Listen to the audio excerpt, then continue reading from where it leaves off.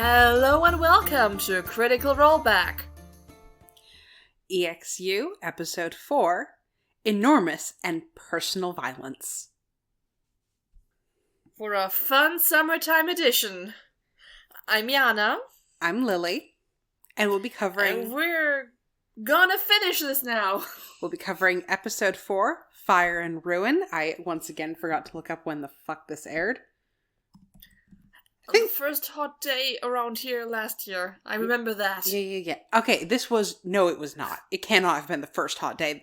This one finally aired on June 16th. How did it take until June 16th to get hot there? Hot in this case means it was 35 degrees Celsius, which is in the mid-90s. Oh, you're talking about the first hell day. Okay. Yes. Just before that, because I remember trying a trick I learned during my student dorm times of putting tinfoil on my windows so they reflect the sun on the outside. It's a good trick. Which worked a lot. Yeah, it works amazingly if you are not on like a rooftop apartment where the wind just blows at it all the time. And it's really fucking loud. It is today, July 28th of 2023. I don't know what temperature it is because I have all my windows shut because even though I finally got over all the allergies, I don't want to tempt fate. 72.5 in my room right now. Icky! That's 22.5. Icky. In Celsius. It's icky outside because we've been having a lot of rain this entire week because, we drew the "we're gonna be okay" card this summer of having 2 weeks of nothing but rain and drizzle. And now we have a little bit of warmth. Well, it sounds like you're going to be less on fire. We are decidedly less on fire, and it's the first time in 7 years the grass has been green in July. Nice. For us, yes.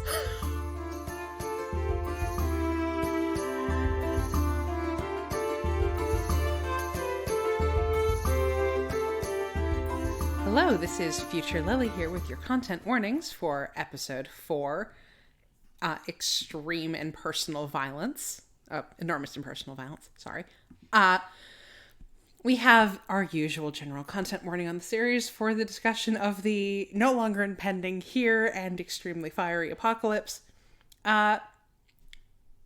Technically, mind and memory magic still. We do have additional content warnings for self-harm and suicide, and for gore, limb loss, and body horror. We do have a couple passing comments about Campaign 3 and so on that might be spoilery, but hopefully you've already seen those.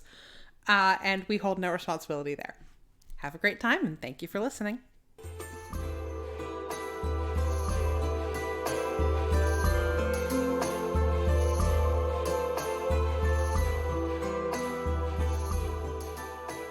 Meanwhile, in California, pre-show, Brennan welcomes us and tells us, "You would not believe what just got said right before we showed up on camera," and I wish he'd snitched. Santa orgy. Oh, right, yes, thank you. He does snitch later. He says it's after the break. Yes. I have in my notes, holy fuck, Marisha looks amazing. She does. She looks absolutely amazing. She has like this off-shoulder and, what do you call that in English? Bauchfrei. I mean... Midriff. She shows midriff. Oh, crop top. Crop top! She's wearing a off-the-shoulder crop top. I mean, it's a fitted one, not like a loose one, but yeah. Yeah. And she's got a little gold necklace, and it's pretty. Mm-hmm. And was there a raven skull on it, or is this just me projecting? I think it's projecting, but I don't know. Yeah, it's projecting. I have many, many pictures to prove me wrong. We have full closet cosplay from Abria. God, that earpiece, whatever that thing she has. I'm so happy. God, she looks amazing. I'm so happy. Like the little thing that's amazing. It's also exactly the one that's in Laren's art. So, like, did she go and get that made custom? Did she find it? Did she make it herself? Did she already have it and that inspired the character? I want to know where you got your hairpin, Bria. It's pretty. Pretty. We also have to shout out the glitter on Sam's face and Sam's shirt, which is... the glitter on Sam's shirt, yes. Yeah, which He's is... wearing I think a dark blue shirt with golden glittery roses on it, and I want that shirt. Is it dark blue or is it black? I'm trying to remember. Either or. Well, it might be black, but I want it in dark blue. That's fair. I'm pretty sure it's black. Or like a real, or like a slate kind of deal. Anyway. Anyway. We throw to Marisha this time because we do actually have announcements. There's Sprinkle's incredible journey next week, and Marisha acknowledges the whiplash that we have currently mentioned. Previously mentioned. Yes. Is this where she says something about this should cleanse your palate yes. like a good sorbet? Yes. Yes. Is cute. We're going to have betrayal, murder, and ruin, and go into what remains an incredibly cool intro. It's so cool. It becomes even cooler this episode. Just from, context. Yeah. We will be talking about this later. We will. We come back to, let's go Calamity! And the players saying Brendan can't start if they don't look at him. So yeah, we start the synopsis. And the episode starts once again with fire. And welcome to the longest second in the history of D&D. The tree explodes, and Paisha's arm separates at the elbow as everyone is thrown backward. Despite Xerxes' doubts about Laren, his aura still covers her. As Paisha's control shatters along with her ring of mind shielding, the lore of the Tree of Names reaches everyone through the telepathic bond. Loquacious hits the ground, partially shielded by Laren's arcane ward. The only magical item left on him is the ether that Laren gave him. Nidus collapses, burned with the gold from his destroyed bag of holding. And the shards of Laren's bracelet of masks tear into her face. And while Xerxes' shield explodes, his holy avenger corrodes in the face of the unholy power coming through the tree. Then the fire catches up to them, killing Paisha and now King Quay, Xerxes, and Nidus unconscious. Asmodeus brings Xerxes back to consciousness, and Xerxes pulls him through into the material plane on a hand of his own blood. Zartaza joins them as Asmodeus begins to laugh, says that they should get cleaned up, and heals Xerxes, who asks what he remembers and reaches out with cleansing touch and atonement. Asmodeus calls Xerxes the most exceptional mortal he's ever met and puts his head on his shoulder. The spell fails, and Asmodeus tells him, "You're trying to atone me, and," this would be shouted, but I'm not doing that, "and I didn't do anything wrong." Xerxes continues to fight back, saying the gods didn't create anything, and Asmodeus is a lost child. Asmodeus has a monologue, then rips Xerxes' face off. There follows a period of extraordinary violence. Xerxes manages "you're right" between getting murdered several times, and sends some instructions to Tempest. When he tells Asmodeus, "Oh, you poor thing," Asmodeus informs him he's a proud idiot, threatens him with Elias, turns Zartaza into the Mace of the Black Crown, and offers Xerxes the chance to sell his soul and be his champion. Xerxes reaches for Avendron's namestone and hears his husband call, "Darling, no." We, 1 hour in, hit 1 second. Laren, unable to do anything, dimension doors to safety where she watches a feed from Duomer. She casts tongues and hears Asmodeus learn that his high-level helpers have died, so he activates Canalthy and burns them to summon devils. Laren sends everything she sees to Seret. Asmodeus tells Vespin to release the Emperor and Empress, then goes to Gordranus to get Grumsh and destroy Vasselheim. Loquacious dies, and Laren starts screaming. We move to Seret, flying over the city as it catches fire and screams fill the air. People panic, and a group of people get splattered on an overcrowded teleportation circle. Seret makes it back to his kids. He tells them it will be alright, and Maya asks why his lie-detecting ring is glowing. He tells them it glows when danger is near, and that he will find them again. As they start to panic, he puts the stones on their hands and activates them, sending them to safety. In the quiet of his home, Seret realizes how much of his children's lives he missed, and burns the house to the ground, starting with his office. And then he flies to Laren. In the Astral Sea, we find Xerxes and Avendron. They embrace. Xerxes gives his own namestone to Avendron, and Evandrin explains that it was his idea to be Laren's test subject. The tree was only trying to return him to his new home plane. Evandrin figures out Xerxes is dead and immediately starts bargaining. Xerxes refuses to give up and picks up the mace, saying he trusts Evandrin to bring him back to this place among the stars, but he needs to save Elias. Xerxes becomes a tiefling. As Evandrin calls to him to stop, Xerxes returns to the material plane with Evandrin's voice still in his mind, promising to bring him home. Xerxes tells Vespin that he has control of the space now, and Laren shouts at him to bring his people back. Vespin destroys Driomar, but Xerxes notices pain and recognition in his face and grants Vespin one last moment of clarity. He changes the contract on the mace and gives Xerxes one night to try and save as much of the world as he can. With the aid of Loquacious' bottle of ether, Xerxes revives Loquacious and Patia. Vespin laments that he will be remembered as a villain, then throws himself as far from where Asmodeus wants him to be as possible, telling Xerxes to hope he is forgotten. Despite the party's misgivings about Xerxes' devil deal, they all get moving with about an hour and a half left before landing, Sarah sniping at Laren through the telepathic bond. Xerxes raises the banner of Avalier to bolster the city.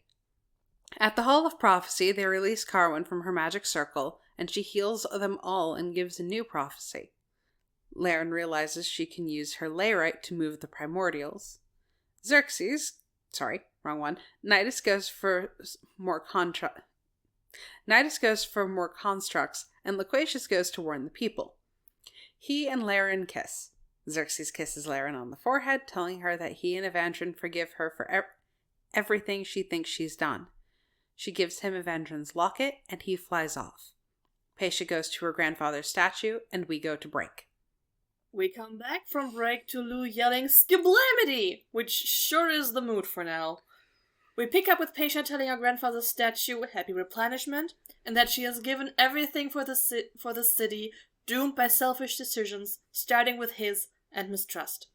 She decides to end the cycle. She snaps the library off the statue and teleports it and her collection of knowledge to Maya. We learn that Emir removed Patia's and his own memories of Patia's parents. Loras comes in, demanding information, and Patia tells him to go fuck himself. And, when he tries to pull rank, that his title no longer means anything. A confused Eldamir appears, asking questions, and says they should have everyone divert spell energy into the etheric net, saving Avalier at the expense of his population. Patia tells him Loquacious will know what to say. Nidus rallies... Wow, I can't talk today. Nidus readies galleys to get the people who can't teleport, telling Loquacious to spread the word. Spread that world. Fuck me. He says, "Damn the ring of gold," and wakes the taxman.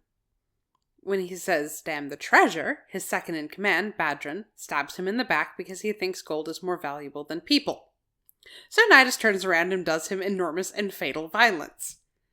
Alessander sensibly agrees to get all the ships going for the rescue operation, including sending a ship to the Sorcerer's University. Finally, we discover that the disanimated Hadmadad was sabotaged by Calamity, who are now in the engine room with Nidus.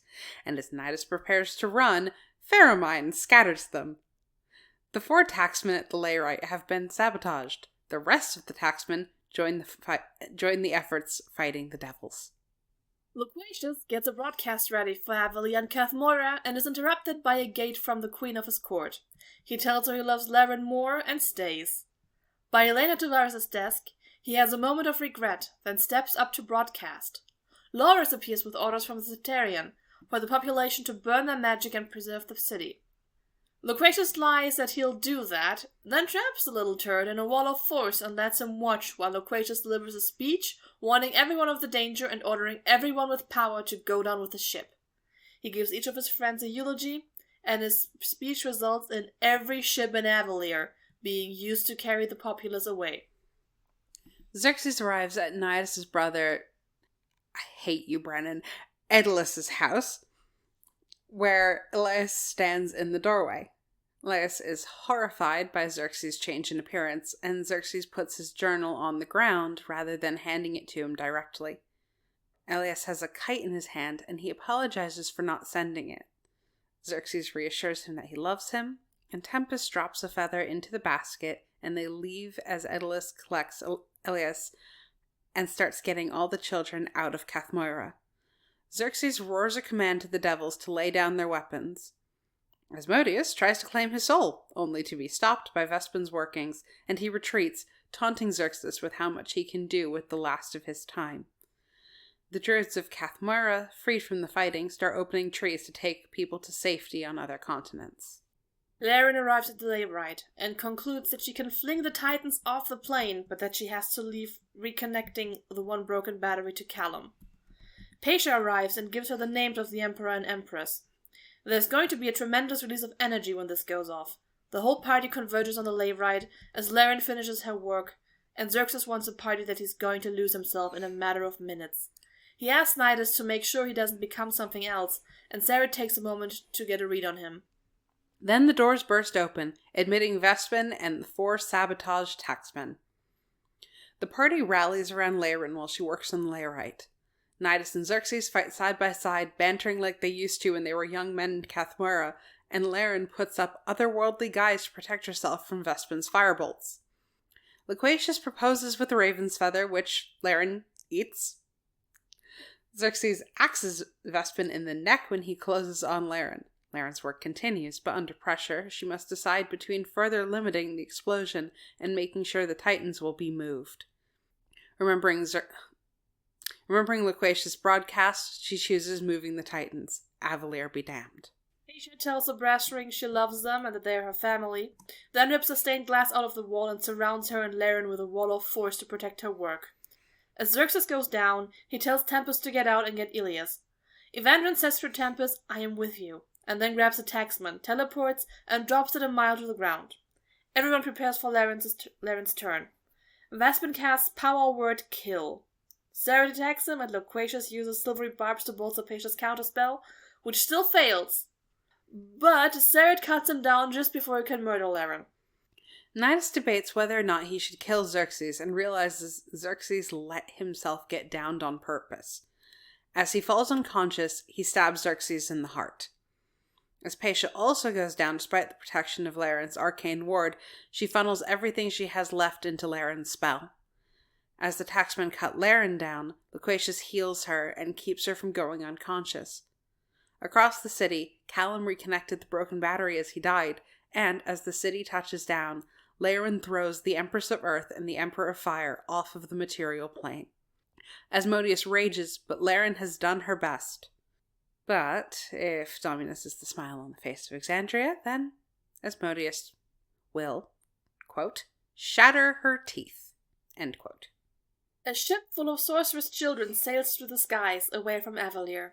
Xerxes, dying, fights for life with the belief that someday redemption will be his. He sees a griffin made of stars carrying Ilias to his father. Evandrin promises to come find Xerxes, and Xerxes uses the last of his strength to touch Evandrin's namestone as he falls into flames. Daedalus sends to Nidus asking where he is, and Nidus promises him he's safe. He dies remembering a time he and Daedalus sat wondering about whether they would make it to Avalier, and knows others will dream of better things in the future.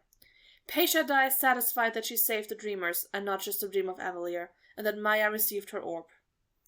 Sarat's wife contacts him with the kids. He apologizes for not being there and promises to make it up to them if he can.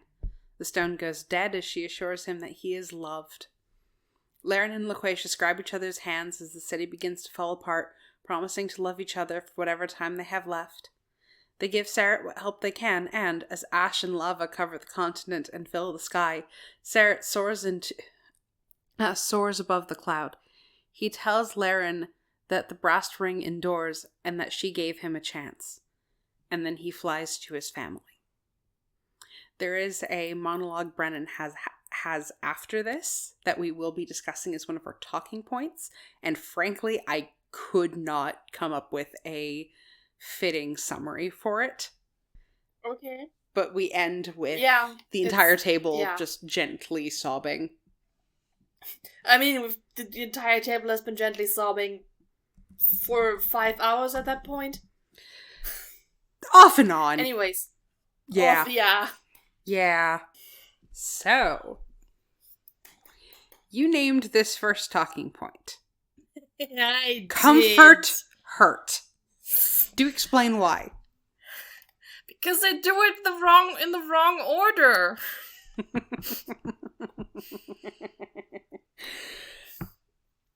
This is a fan fiction joke for the people who might not get it, which given what image we project is probably not a lot of you, but this is a fan fiction genre.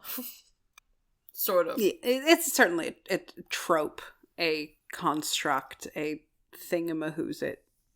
It's like something you can pick when telling people what your story is about. Yeah. Usually it's hurt and comfort, because it's to comfort people or something. Sometimes you find hurt no comfort.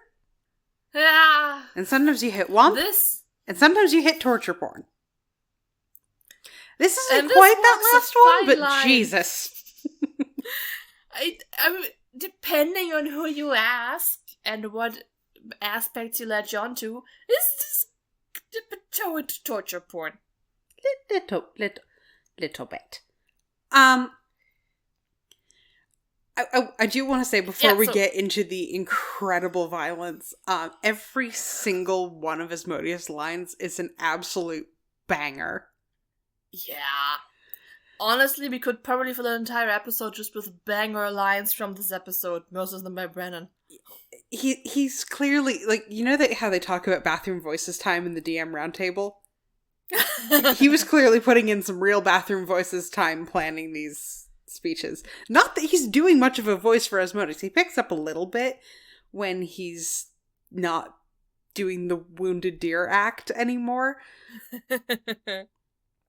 But yeah, his whole thing about, like, in order to reach down to someone, they have to be beneath you, and I am beneath no one. Or nobody. I don't remember which one, but it's like, Which means I'm back to Milton. I got more Milton. You Milton. So, before we quoted from, well, I quoted, from very close to this speech that starts with, "O sun, to tell thee how I hate thy beams," where he's just raging at the sun as a displacement for how much he hates I just did. God. Yeah, very appropriately. Sorry. Topical.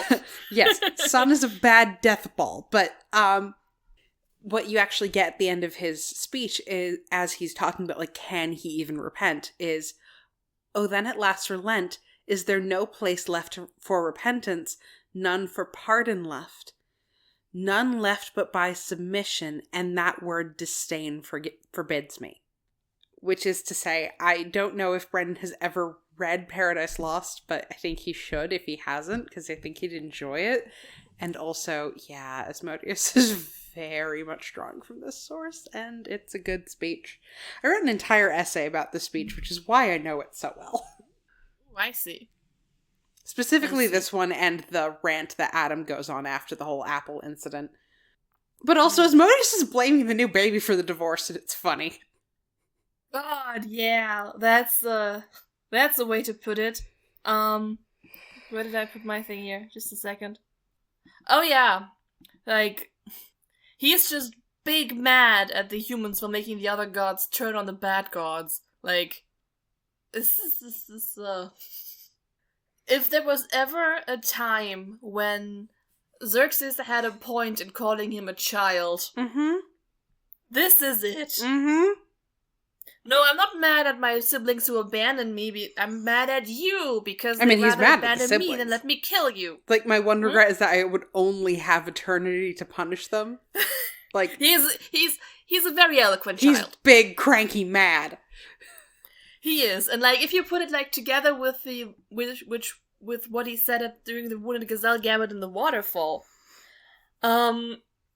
it also kind of feels like the only reason he hates humans is because they didn't enjoy his gifts of the bad things. Like, this is what started this, right? The humans didn't appreciate the bad things they were given by him, but they appreciated his siblings more, so he wanted to get rid of the humans and also, like, deals with primordials. I feel uncomfortable when we are not about me. Are we Pretty much. Do you disagree? No, I don't. I really do think that, like... Well, because, like, the whole thing about that Milton bit is that it's ego that stops him from going, I fucked up. Yeah. And Clearly. It seems to be a very similar thing that's causing Asmodeus' actual problem here. Which is really interesting. There's this... Okay. Are we okay? So, I had to read bits of Augustine for a Tolkien seminar and also for Imagining Evil, and connected to this, where there's this whole thing in, like, St. Augustine's stuff where he's talking about how evil contains the seeds of its own destruction. If you are familiar with Lord of the Rings, this should be ringing bells, because every single evil motherfucker in that book is undone by his own shit. And it's just a really interesting through line, because of course a lot of the DNA of Dungeons and Dragons is from Tolkien. And from, therefore, a lot of Tolkien's philosophy. And so just the fact that the Hells and the Abyss can't cooperate for 5 fucking seconds is, in a way, Augustinian. Ah. And it's all just... I see. Because they are evil and because they are just, like, so bent on being the most powerful one and their way being the right way of doing evil, they can't cooperate. If they cooperated for 3 seconds, they'd win. I mean... They sort of cooperate for a couple centuries and get very close to winning. Did that happen? I'm pretty sure that's how the Calamity goes. Oh, right, because the Hells and because Groomsh is a thing, and this okay. So I don't.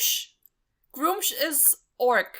Groomsh yes, is not Abyss. No, he's not. That's why I was doubting whether or not this happened, because I didn't hear a single thing about Tharizdun. I didn't hear anything about Grazitz. Is that the Chained Oblivion? Yes. I didn't hear... I have the original campaign guide open because I'm prepared. Because what's... Oh my god, you're right. Ioun hasn't been wounded yet. Nope.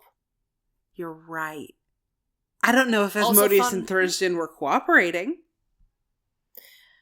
I mean, cooperating in I wreck shit here, you wreck shit there. We all wreck shit together. Yeah. Hey, gets close. Gets close. Also, fun fact, Asmodeus is brought down by the Changebringer. Good for her. Which just... Yeah. Which, she's not the Moonweaver. I mixed those up.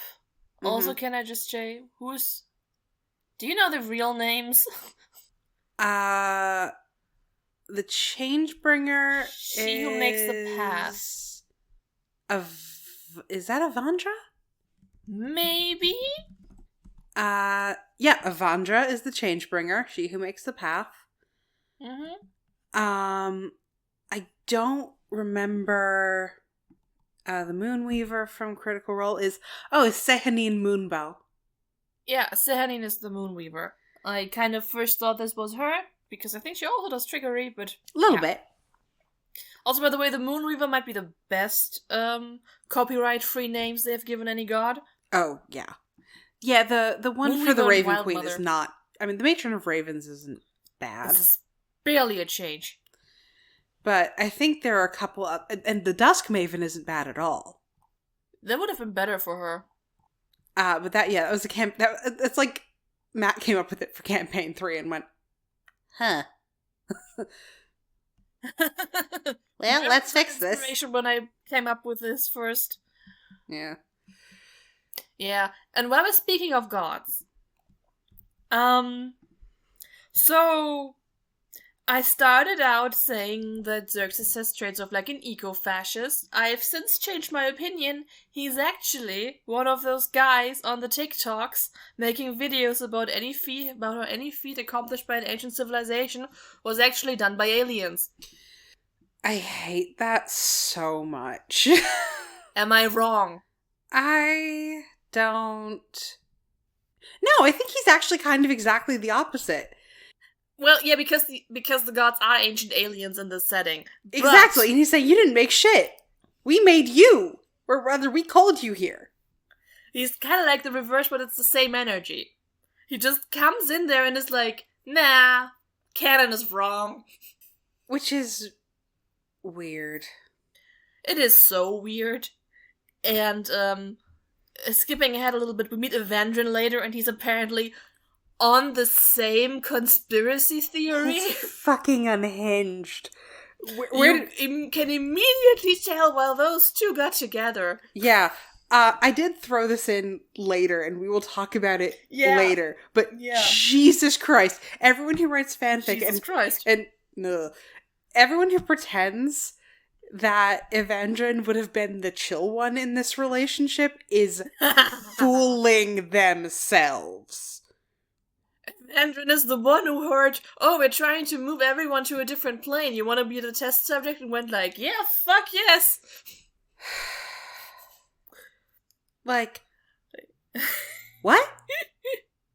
What? Like he says it's his that the duty of the first night is to walk into danger, and like, no, pretty sure you're here to protect the city from the danger that you walk into. It wouldn't be necessary if Laren were not trying to yeet you onto another plane. That is not a danger that a protector of the city has to walk into. I mean, the danger that the city should be... her would be. Yeah, exactly. Just conk her very gently on the head. She's a wizard. It doesn't take much. Laren is hardy. Yes. But she is still a wizard. Oh. Yeah. And I just... It's a whole thing. And... whole thing. God, where were we in this whole first? I'm looking for a quote I want to read out because Brennan isn't the only one who gets them out here. Fire and tongue. Oh yeah, are you weakest at the elbow or the shoulder? Jesus Christ, Brennan. We start on this energy. We start on the mutilation. What actually got to me, I remembered Peisha's arm being ripped off and everything. What got to me is that her body exploding and her ribs is what gets them loquacious. Yeah, it's just, a few bone fragments. That's nice. Got it. Okay. Louise / Xerxes comes in here with like, "I am a conduit of divinity that is far greater and far more ancient than anything you have ever understood," which is an excellent boast if he had literally anything to back it up. I might have been wrong about Oath of I Love My Husband because, okay, no, here's the thing. I could still be right about it based on my it's only canon if it's at the table thing, because the conversation that Luis and Brenton have during the round table, which I did also rewatch, was that he met Evandrin because they were studying his ability to do this shit. But at the same time, they never said that at the table, but also... I will say that Oath of I Love My Husband makes a lot of sense. I really like it. Also, follow-up, Luxon. Listen, Campaign 2 is not my favorite, and it's really hard to go anywhere near the drow without getting smacked in the face by Caleb stands, but Luxon, you ruined cool. drow for all of us. Luxon, very cool. Yeah, that's the things they find, right? That do soul stuff. Well, the beacons are supposed to be the remnants of the Luxon. The Luxon itself seems to be like a god of possibilities and creations and shit. Is he on the moon? No. The Luxon, from what we can tell, shattered itself. We don't have any idea of what its overall deal is, but this is like the creation of the universe before the gods even show up. So Luxon's like the ancient god. Yes. Which does kind of make me wonder, like, hey, Luxon god? Hey, where were you during all this shit?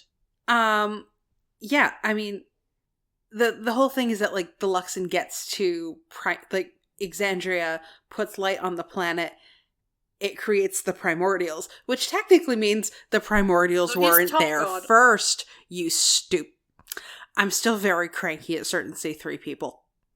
Anyway. Oh, a certain C3 people now turning into the eco-fascists? No, because I'm not going to call someone an eco-fascist because they have bad opinions about a Critical Role game. In-universe eco-fascist. I mean, I'm still not going to call them that, but it's a whole thing. Oh, God. It's a vibe. I just really think people need to pull their heads out of their butts about lewdness and everything else. Neat. So glad I'm not caught up. Yeah. Although the kiss was very good, and I really did enjoy the last episode that we had with the party. Fern was very cool. Anyway. This is now twice you've felt the need to use the word digmatized, and I'm very, very happy. Look, it works. It's a good word. It's a good word. It might have been invented for this, actually. Honestly. Also, Bria literally says this is why you don't trust Dick. Sorry. This is honestly a summary for the entire thing. We were both talking over each other so badly. I don't think anyone's... Yeah, it was, this is why we don't trust Dick. Louise gave her something of a look here, like confusion. Apparently the actual conversation they had about this was on the Twitter Spaces, which is long gone. Because I do remember there being a bit of a, like, wait, what? Thing that he was talking about, but also I can't find it again. And also that's extra canon. Yeah, but also, Buddy, why are you making a confused face? I remember he was like, and then I logged onto the internet after the fact, and everyone was like, making this sexy, and everyone was like, dude, it didn't make this sexy. This was sexy before the internet got here. It's okay. You want to smooch a devil. It's okay. We've all been there. And in the round table, this is still not canon, but it did make me laugh really hard. You remember what we named episode 2? No. Stop Making Freud Stronger? Oof. Yeah. So he's talking about Xerxes' whole deal and is like, maybe paternal, maybe romantic. I'm like, no! Ew. No! Ew, No! Ew, ew. Wow. Ew. God!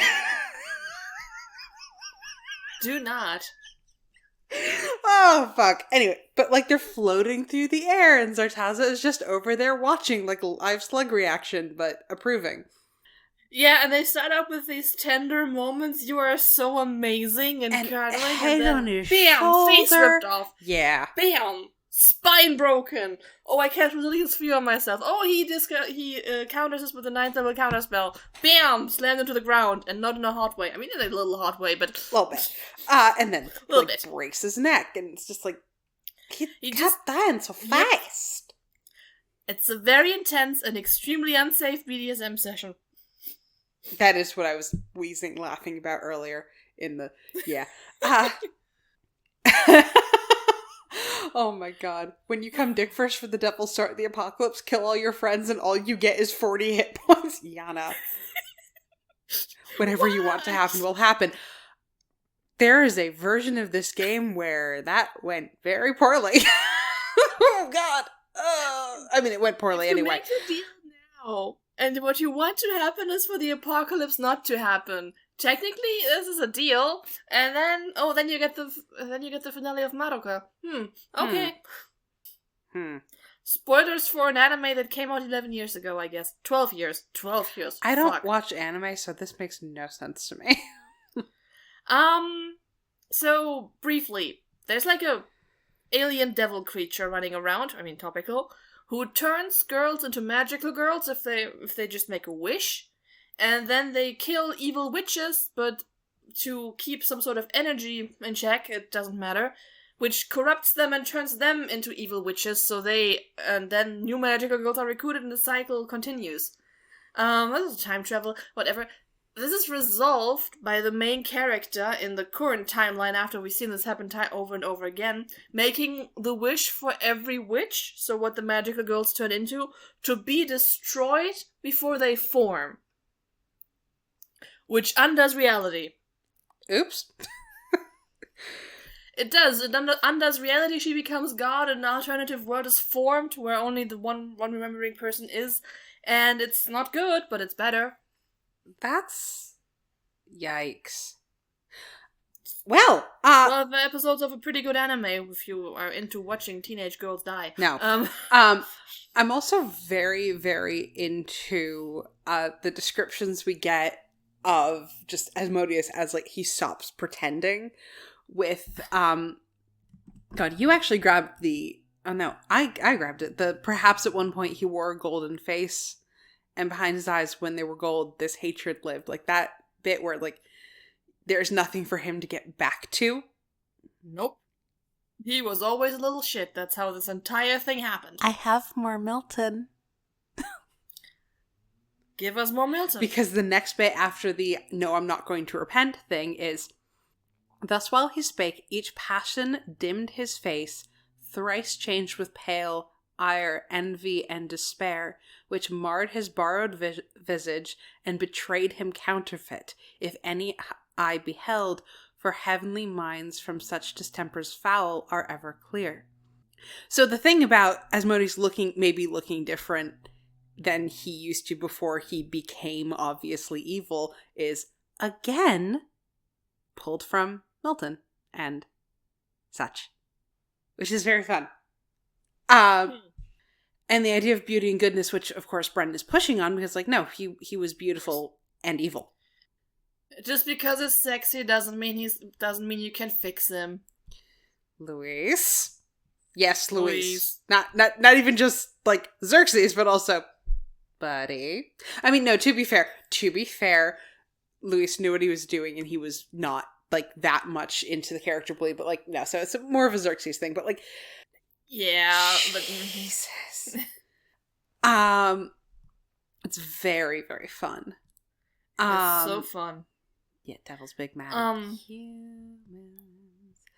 Oh god, yeah, you poor thing, the pity thing. Like that is he had to know that was the single worst thing he could have said. Yeah, he walked again dick first into that. I don't even think that was dick first. I think that was just like different kind of dick. Oh, yeah, like dumbass. Dumbass, but also believing in himself very strongly. And again, holy arrogance Batman? Yes, that too. But also, that would have made a bad title. Well, I think the one we went with is better, but also the monologue Asmodeus gets in here is actually one of the only times when Xerxes has a point. As you said, he is just a big baby blaming the new baby for the divorce. Yeah. He clearly he hates everyone. It's very easy to get to. Oh, and you hate yourself too. Oh, that is just that was sure. Yeah. You're a moody little shit child. Yeah. Did you call him Modi? I did. What the fuck, Jana? I got tired of writing out his name, okay? That's fair. It's that thing, though, where, I've had multiple classes where I've had to deal with Mephistopheles, and I've never once in my life given up at Mephisto. Huh. I won't do it. I'll write, meth in my notes, but when we're actually talking, it's Mephistopheles. Magical Mr. Mephistopheles. That's not, okay. I know. That's the joke, isn't it? Yes. So proud of you for noticing. Yeah. Ipcash has a much lower stakes thing to work with. Yeah, we made it to the contract. I kind of want to get into the, some of the other killer lines of Brennan before that. Because just who is the most proud here? These wizards who thought they could fly a city, or the man who thinks he can teach me a lesson? Which mwah. And also the only difference between you and the Dawnfather is that the Dawnfather is a little more humble, which is a Fall Out Boy song title, but also, wow. Oh shit, sorry, I just crunched ice on my microphone. My water bottle was slightly more empty than I anticipated. Whoops. Anyway, yeah, then he's dead. Lines. Yeah, then he's dead. He's dead. And then we get the implication of a contract. Yes. It's like, you're going to pick up the... Like, here's the thing. Asmodeus just thought he was going to be able to do whatever the fuck he wanted, and I get why. Of course, he's literal god. It's not like he is free of hubris. Yeah. Yeah, it's kind of... Like, pride is sort of part of his deal. Yeah. Indeed.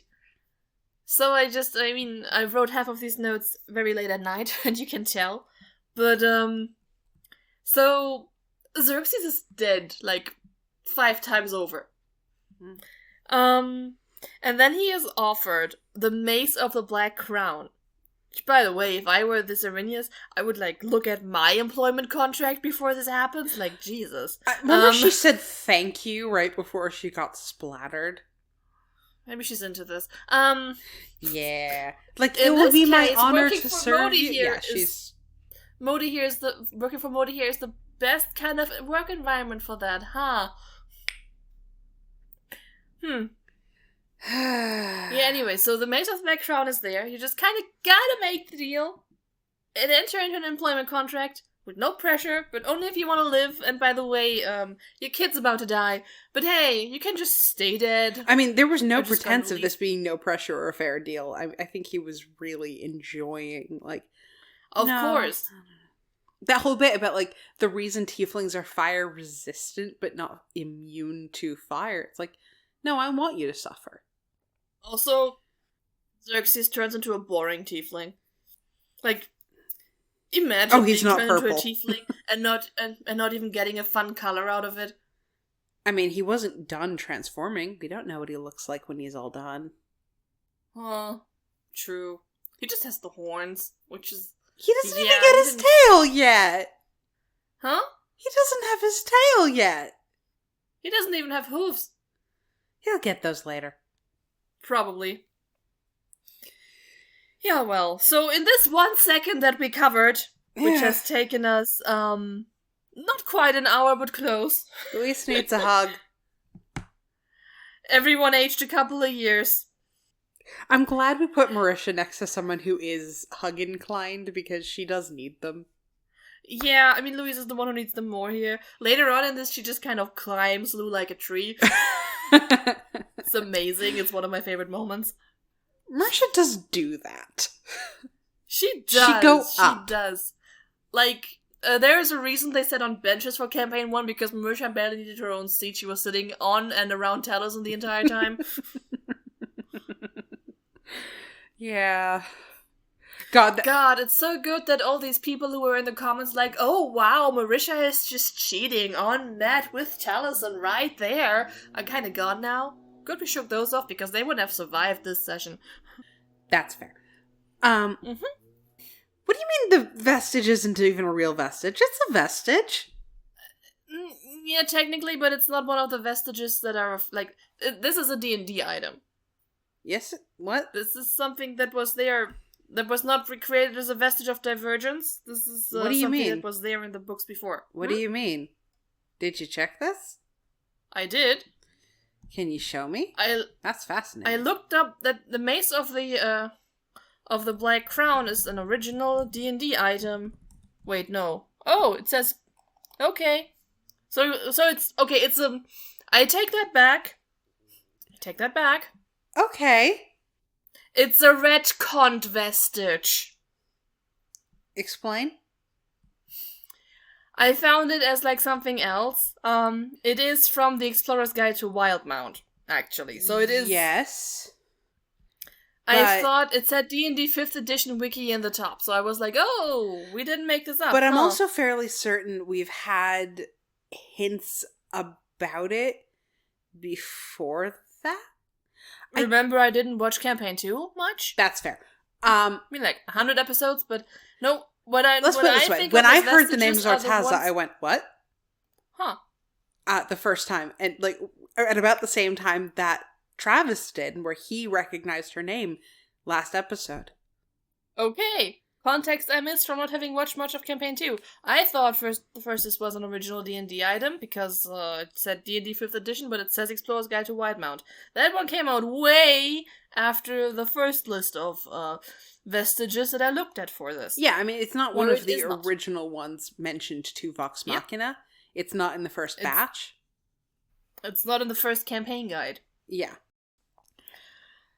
Right, I think we were just getting out of, like, Laren had just gotten out of there. Yeah, Laren got out of there, Sam is guilting her, and, like, Abrea's, like, you're, like, that, I love thinking about this as, like, what's going on in Laren's head, where she can hear, like, you're leaving me, like, the guilt, it's like, you're already dead, there's nothing I can do, because she is a wizard. Ooh. And, yeah. Mm-hmm. The I hate to say I told you so bit was very, very fun because, like, you so clearly love it. You so clearly love it, Asmodeus. Like, this little bit where Asmodeus just catches up on, like, 120 years of gossip, or, like, even more than that, probably. This is just both, when he stops being on, he cracks me up. First, it's the whole, oh, she's immortal, I hate to say I told you so, but also the whole, wait, they're all dead? Bitch, just, when the intensity leaves him, he is really, really funny. Yeah. God, that's the thing. Brennan does comedy a lot. Brennan is very, very good at making things funny.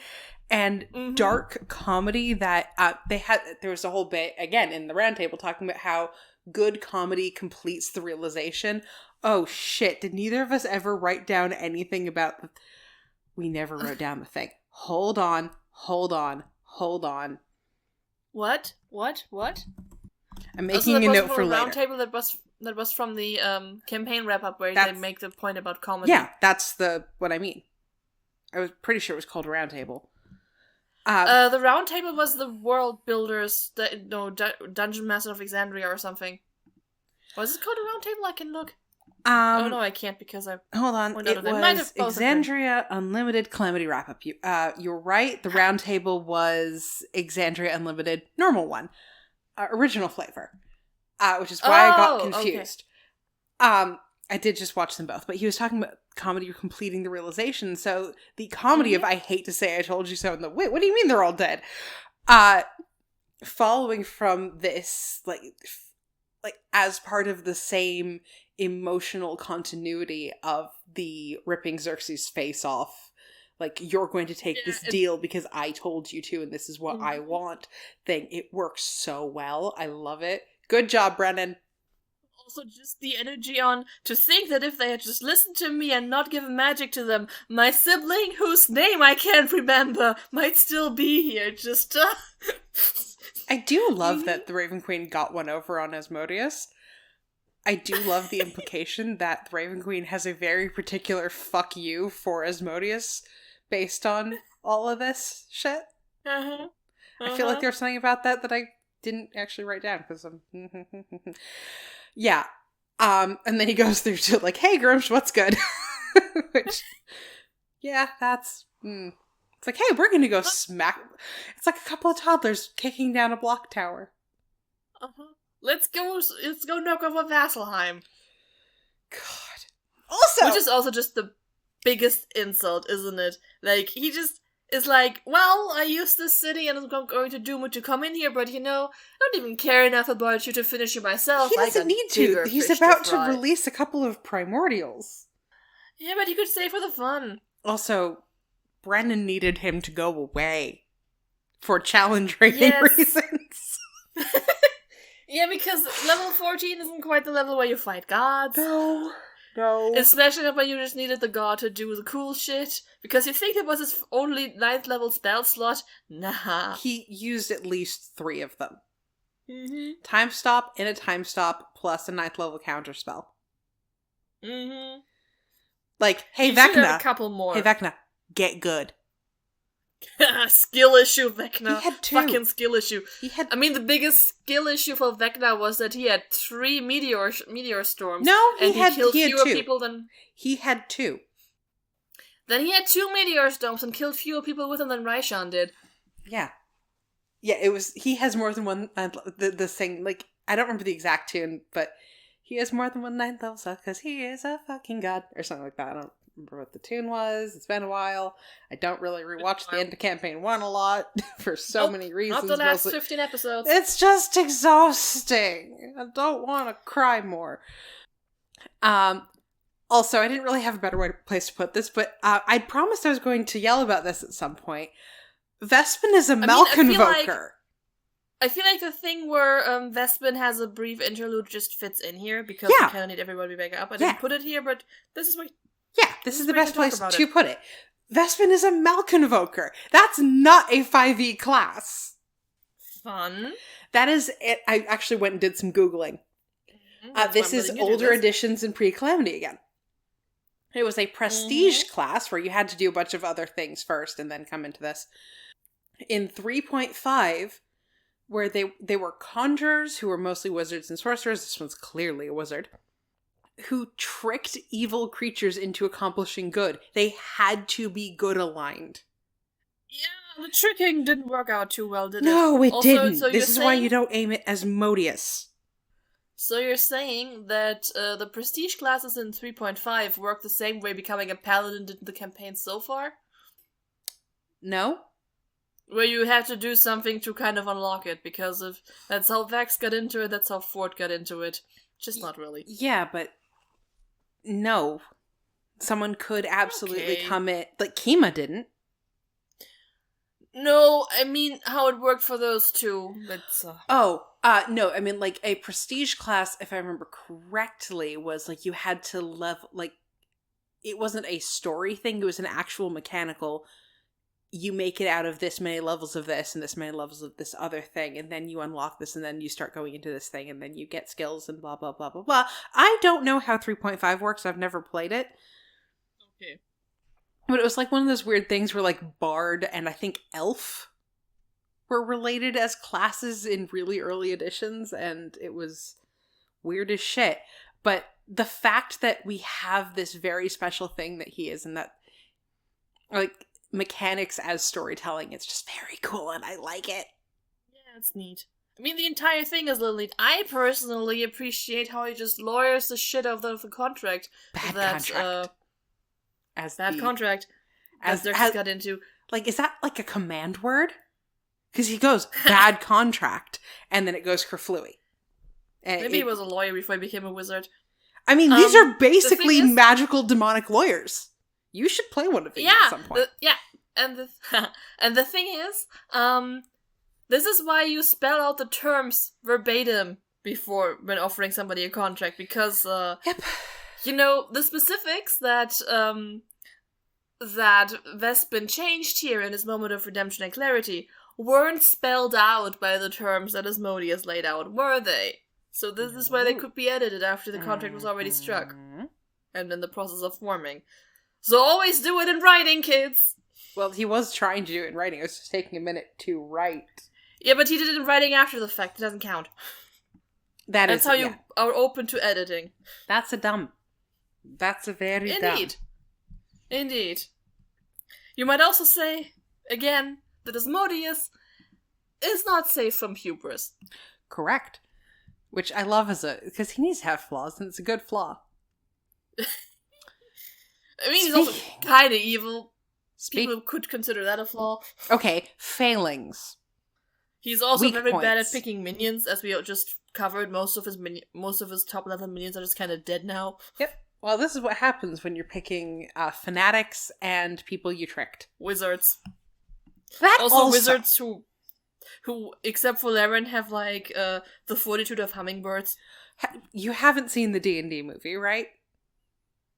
No. Do you mind if I spoil something from the end? Not at all. Go ahead. There is a bit wherein a character is thrashing an evil wizard, and like she twitches when she stops, and then proceeds, and she's like goes back to slamming her into the ground. And I like cracking up in my seat at this point because it is very good, but it's also, honey, she's a wizard. She's got 80 hit points. She's dead. I promise. She's got 80 hit points at level 20. Look, that woman did not look like she had a high con score.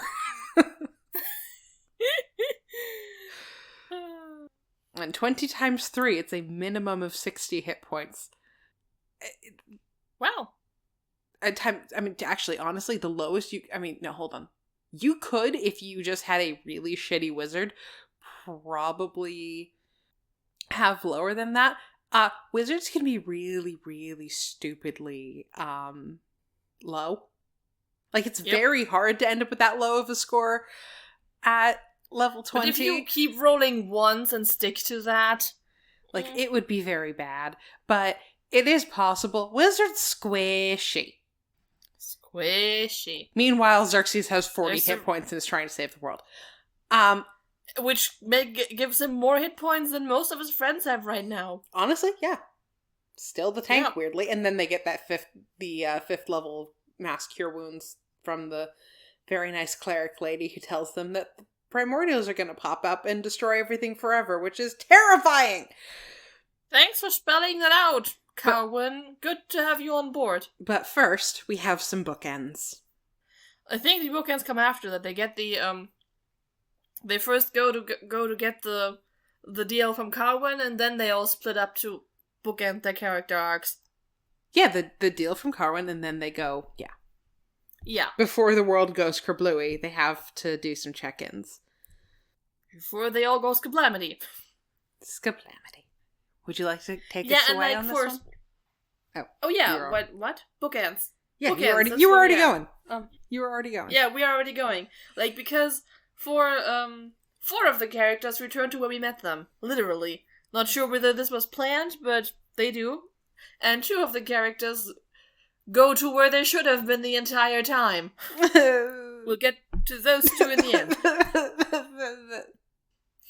We're not at the sad part yet, unless you consider it deeply sad that Paisha has no one to go to but the statue of her grandfather. It is sad, but that's not what made me start crying. It is really, really sad.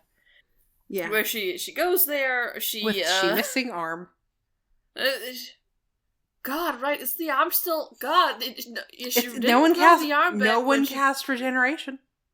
Yeah, so she's just a one-armed corpse, former corpse running around now. Neat.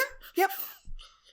Which means that Loris walked up to her, looked at her, and she's got half of one of her arms.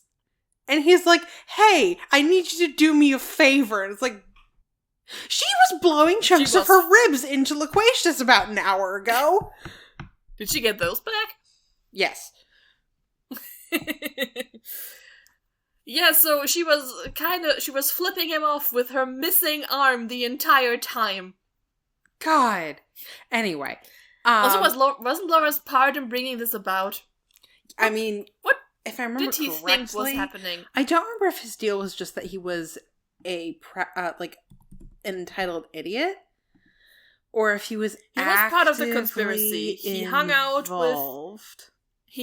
with Vespin and what's her name? Lucretia. Yeah. In like the background of the footage of them talking about the plan. So Loris was like part of the conspiracy. He was around there. I don't remember how much help he actually was, because he was trying to get the Septarian out. Pampered ass. Yep.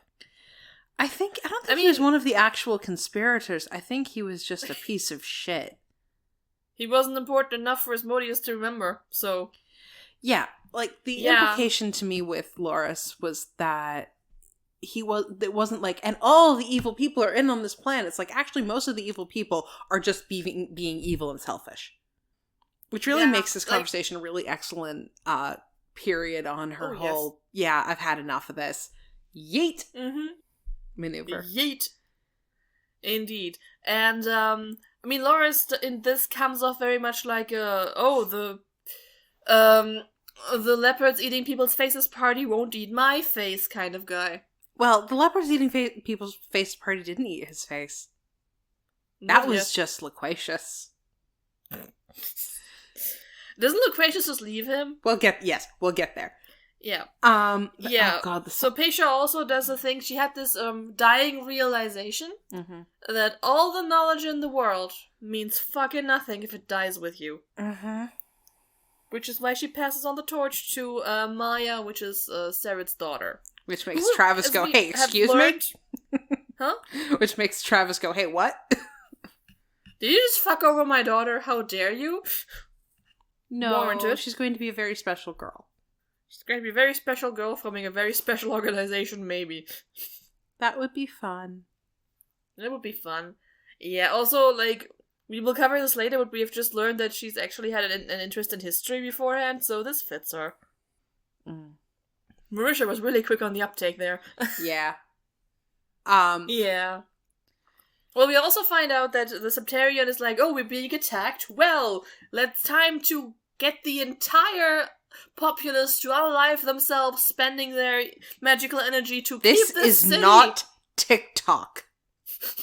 I know, but I enjoy the word. I hate this.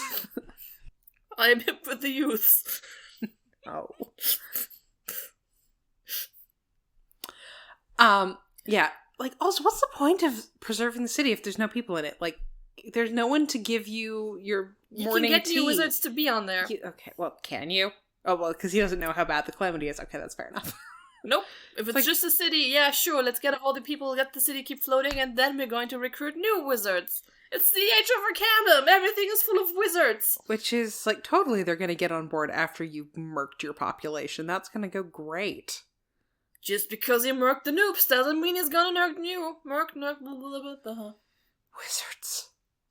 And I love that Bren was just upfront about, like, yeah, no, this is terrible.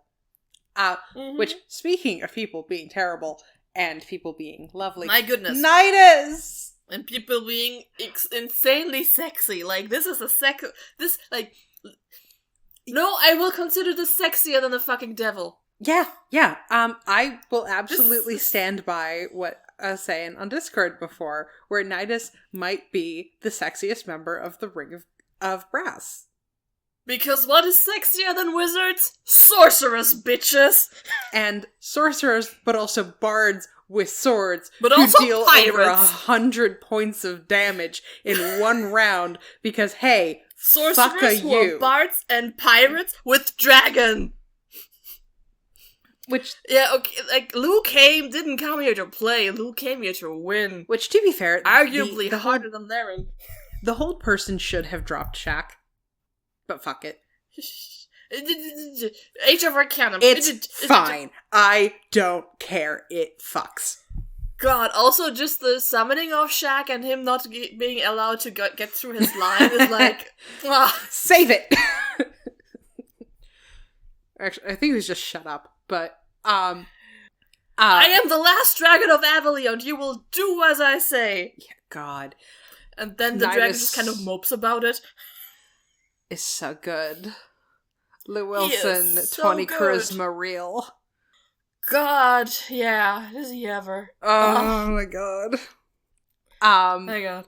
Yeah, okay, so what goes down? What goes down? Yeah, just the slow pushing through of the sword was just incredible and personal violence. I mean, yeah. Like, first of all, I had to finish being dreamy about that. That was moi. Yeah. Yeah, like the whole... I mean, the line we both quoted. We both... Oh, yeah, the one about the... Mm-hmm. Yes. Yes. Where'd I put it? Where'd I put it? You just were at it. Here, it's here. Fuck. Oh, yeah. Down. Yeah, the evil for Brennan is always capitalism. You've lost your mind. At the beginning of time, the gods made all the gold there will ever be. There will always be more people. Like, how fucked in the head do you have to be to say that? One, the gods can make more gold if they want to. They're gods. Like, the first part of your premise is wrong. Yeah, second part, yeah, alchemists, transmutation wizards. We don't know if that... I don't remember if that's permanent, and frankly, I don't care enough to look it up. Whatever. But gold is worthless without people. Yeah, you kind of need, like, people with an economy for the gold to do anything for you. And then, like, Nidus takes that one step further to, like, the actual good place of, like, the only purpose gold has is to lift people up. Which is, honestly, it just puts a neat little bow on his entire character arc, because we learn earlier that the reason that the privileged wizard girls are like, oh yeah, no, we can do this, and he was so touched by the prophecy and the impending doom is because he knows things can be bad. You remember this is in the wrap-up as well. Blood-soaked dogs. Yeah, that bit from the wrap-up. Yes. It's a good wrap-up. It is. It is a good wrap up. But I think this was also like explicitly said in like the episodes prior. No. Wasn't it? Nah. No, no it wasn't. No, right, you were right. directly quoting from the wrap up just then. Okay. Whether you realized it or not. And this is why, but it's actually part of the reason I rewatched it, because I wanted this commentary to help our commentary, because trying to make ourselves articulate about this episode when my main feeling about this episode is just prolonged screaming is very hard. I mean, to be fair, you don't really become a pirate from a happy, privileged life. This is very true. Like, it wasn't something that they had to spell out, and therefore it is canon, even by my very strict definition. Like, that's just analysis. It's fine. Also, yeah, so like this dude rose really fucking high, accomplished a lot, amassed a lot of gold, and got in on the workings with the big shady people. But he still, when a fist comes to shove, the world is coming down, he kind of remembers what it was like down the bottom for life to suck in a way that the privileged wizards of this place never will. And he built this academy for these children to lift more people up. Literally. He loved it. Also, fuck yes, Pheromine. Oh god, Pheromine might be my favorite bit character in this entire thing. Fuck Bolo, this Andro Sphinx. Can this be the boon, please? And I would like to be paid for my parade appearance. Buddy, you're not getting paid, the world is going kaplooey, but, Shush. He can fly, he gets to go away somewhere. Hopefully he'll meet up with Alessander, and Alessander will go, we'll figure something out? Yeah, you help us save reality, and then maybe that's gonna be a payment. Yeah. Continued life. And then Lou just, Nidus goes out and is like, rise, Avalier, and then this is like, also one of my favorite tropes is when like everything starts fighting, because we see the Hodmadots start hitting devils with their trays, and the robot buses start running them over, and it's just Can I have this animated instead of more Legend of Vox Machina, please? Yeah, honestly. Honestly. And like the whole thing with this, Brennan is I mentioned this other places, but Brennan is really, really good at putting a face on the shit happening. Yeah. Where, like, we have the kids, we have the people dying on that portal because they were panicking. That image just stuck with me. Yeah, just people being torn to bits by trying to get out. Yeah, that's... And then also, like, on the plus side, these people rallying and turning and beating the shit out of these devils. And speaking of rallying the people... Rallying! You saw my segue coming.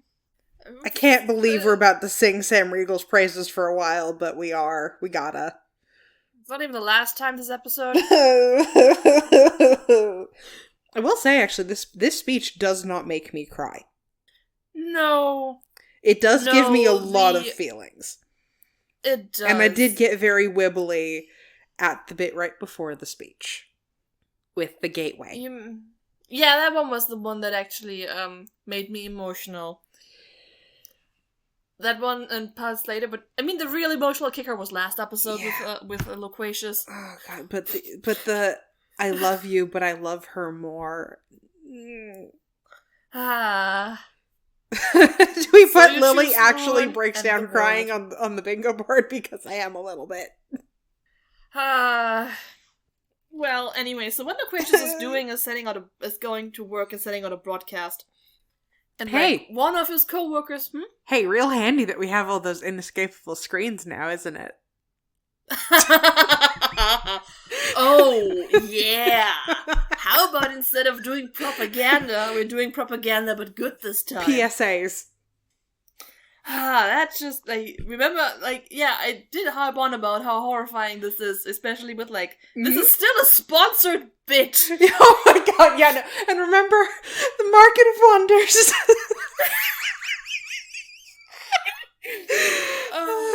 The most Sam thing to ever Sam, yes. I also just love, like, how Arya comes in as, like, his co-worker, and Bria is immediately, like, not happy about that. They were fucking. She don't like but less than a dozen times. That's fine. That was so funny. Is this like it's the same energy of like Abria being really not happy about Bolo's existence in the wrap up, and then being like, "Oh, she was a dragon. Oh, that's cool then." Listen, dragons are free pass. Everyone knows this. Yep, indeed. When dragons are not horsies, they are this, and that is a free pass. God damn it! Good Christ. You're welcome. I hate you. Also, well, you're almost rid of me. This is last episode. This is true. Yeah, so Loquacious got off and he like deep fakes an announcement by Eldamir the Wise telling everyone that the civilians get evacuated and everyone in power is gonna go stay down with the ship. While Loris screams and rages ineffectually in his little hamster ball of shut the fuck up. This is not the same hamster ball that we put Lycretia in. This is a wall of force, so it's technically more of a terrarium. Why do I keep getting hiccups during this fucking episode? Because it's good content. It's not. I don't like it. It is excellent content, trust me. Anything that makes me ugly cackle is good content. Okay. Did you just? Because your sound cut it off on Discord. I did ugly cackle. Oh, good. Great. Glad my lack of dignity and feeling getting punched in the ribs amused you. At least your ribs are still there to be punched and aren't outside of your body piercing a friend. True. I love that Brennan... I have rib trauma now. Sorry. I love that Brennan just let this go. It's like, yeah, that works. That's a critical success. Yeah. Yep. Like, This is how I would do it too. Like, if you put this much effort into it and think it through this well and just deliver this kind of performance, that's an at 20. Sam Riegel needs to buy me an ice cream for making me cry, though. With the she was ruining the world bit. I will tell him all about it if I ever meet him. He needs to buy me an ice cream. Technically that's Brennan. Technically Brennan says that. Yes, but like specifically the bit before that, like I was already wibbly and then Brennan said that and I just went and the thing is I've accepted it from Brennan. Like I understand it's gonna happen. That's a risk I took. As Brennan said, he came here to hurt people. And now my fridge has opinions. God, speaking of hurting people. What? Oh, yeah, okay. This is the bit we're going to the part where we remember that Brennan can do kids really well. It's the power he uses for evil. I watched this in my kitchen and I'm just trying to make my hot chocolate and I'm just crying at the stove and my mom wanders into the room and is like, "Are you okay?" It's like, "It's just Critical Role. It's fine." And I was I was making like silly noises at the time just because like I cannot believe I'm just wibbling about this. But also I was like leaking from all the holes in my face. It is. Oh, it was so bad. Yeah, as they say, why are you like this? Brennan, why are you like this? Oh no, I just saw your comment. So you have 2 comments in a row here, and the first one is beautiful. Now for the dads who didn't go back to where they started, but to their fucking children where they're meant to be. And the second one did just make me honk a little bit. Yeah, because I put like the little comment I had about Xerxes' trip down to Ilias before this. And I understand why he did this, but I hope he knows he just traumatized his kid. You know how I made a joke earlier about possible previous sex dreams? I really hope that wasn't true now. Christ. Oh, God. Please, no! I'd forgotten that he gives him the journal, kind of. He gives him his dream journal with the words, "Everything you ever wanted to know but me and your father is in here." Hopefully, I mean, I can only assume he wasn't writing about, like, during their relationship, them banging. I have to assume. I mean, maybe the dream started with when he got his powers, which then led into him meeting Evandrian. That would make sense. Oh, the dreams of Asmodeus? No. No, like his general dreams. Oh, huh. Interesting. Because weird oracle shit. Mm-hmm. Yeah, he's called an oracle in this, isn't he? Yeah. I don't remember which one does it, but yeah. God. Yeah. Oh god, Yeah. Elias, and the thing is, like, Brennan does ages of kids really well, where Elias is, like, almost 13, and so he thinks he's all grown up, but, like, the second it's, like, here's my dad, and I'm scared, and I fucked up, and I'm sad, and he's just crying like a little kid because he has this fucking kite, and I'm gonna cry again. Yeah. Yeah, he's gonna believe he fucked up into this from not sending the kite for the rest of his life. Jesus fucking Christ. And then his dad walks in and he has devil horns now and dies and the world is ending. This is also what gets me about, like, one of the things that get me about the baby burp scene where, like, Kira's also like, did I do something wrong? Oh. It's just like, God, children, oh my God. I'm Why so would you glad think that? Sarah made it back, or I would just be a God, wreck. yeah. And like this Brennan has this dedication to coming back to where the characters actually are. What Kira knows and what Maya knows is that there was a party.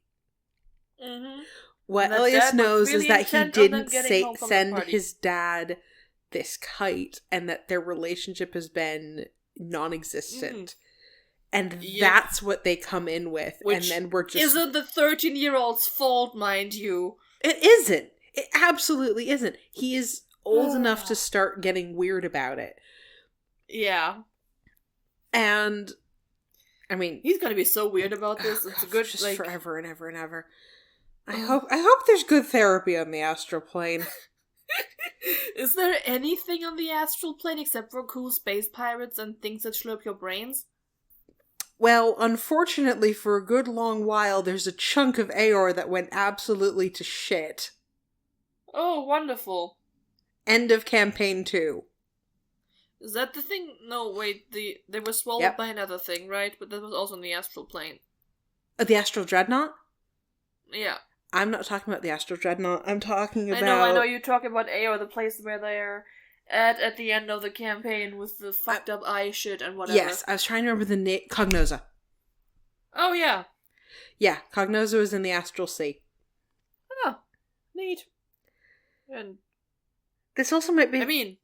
it's not the ethereal plane. It would be all grey. Presumably it's not there yet. No, that's a little later. And theoretically, maybe that's like a way back for them. Oh, maybe. I mean, like, also, gate-wise. Ilias kind of has the most badass backstory for some sort of anti-hero later on. Oh my god, This is like the... This is the fucked up shit about, people like, write for the D&D characters. You know, in the afterward talking about, like, adult Kier. Oh, yeah, adult Kier, adult Maya. Mm-hmm. Oh, god. This is how you make D&D characters, by the way. Like, just this kind of backstory. I wouldn't mind like a short sequel with, like... Yes.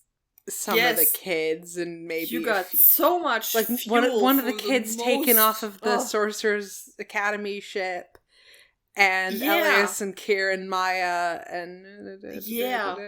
Anyway, babies. I love them. The description of the bird baby's rooms made me break down sobbing. The widow had access. She was a history nerd. She went to a university party over it. Little tiny Kier. I mean, there's also like a moment I personally really love when Sarah comes home and Brennan describes what's going on outside, and what I've wrote down here is honestly everything being on fire and no one quite sure whether something bad is happening or if people are just drunk and stupid is very much the 4 a.m. on New Year's mood. And also basically what the outside is like every time after a big soccer game, but only if you're in places where that's a thing. Yep. Oh god. So that was a point of familiarity. You go collect yourself.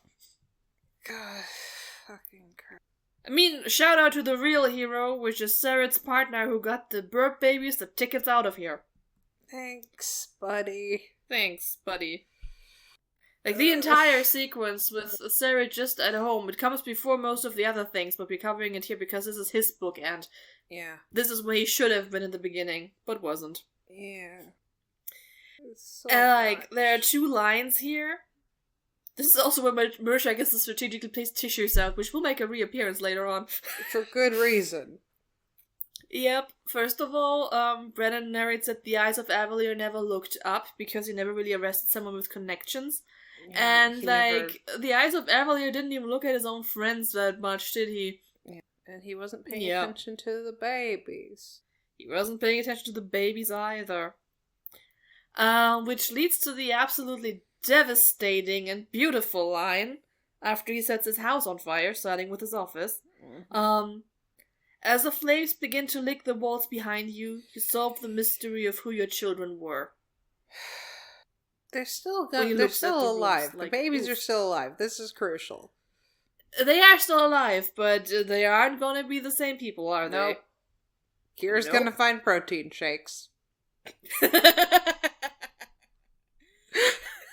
Alright. And Maya is going to become really hardcore about knowledge.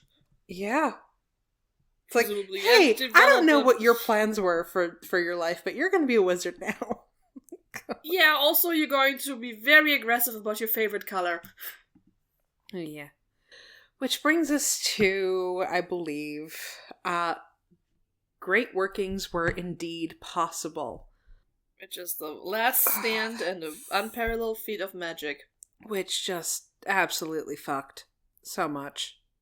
Oh, yeah. First of all, everything about this fucked. The whole thing where Brennan just shifts the goalposts, where it's like, yeah, it's not, like, he doesn't let the tension out of the game. And some of that goes because the characters aren't supposed to know how bad the Calamity is going to be and what's going to happen. But also, by bringing in the new prophecy about, like, no, you got to make sure the Calamity actually goes away. Mm-hmm. Like, he kept the thing held really taut for the whole time. And I mean, the thing is somewhat open-ended, right? Like, we will cover how he twisted himself into knots over making this work later on. Yes. But it is technically possible to imagine a future where other heroes rose up and dealt with this, right? Yes. This could have gone either way. Yes. Nobody wanted it to go another way, but it could have. But for right now, he needed something to keep the tension running, and so he picked a really good one. Yes. Yes. In, like, making the thing and everything that led up to this, that technically ruined everything, kind of be not a salvation, but a tool to make things less bad. There was some commentary, again, in the wrap-up about how it's like, I didn't want a story about science being bad and innovation being bad and caring about people and trust in people being bad.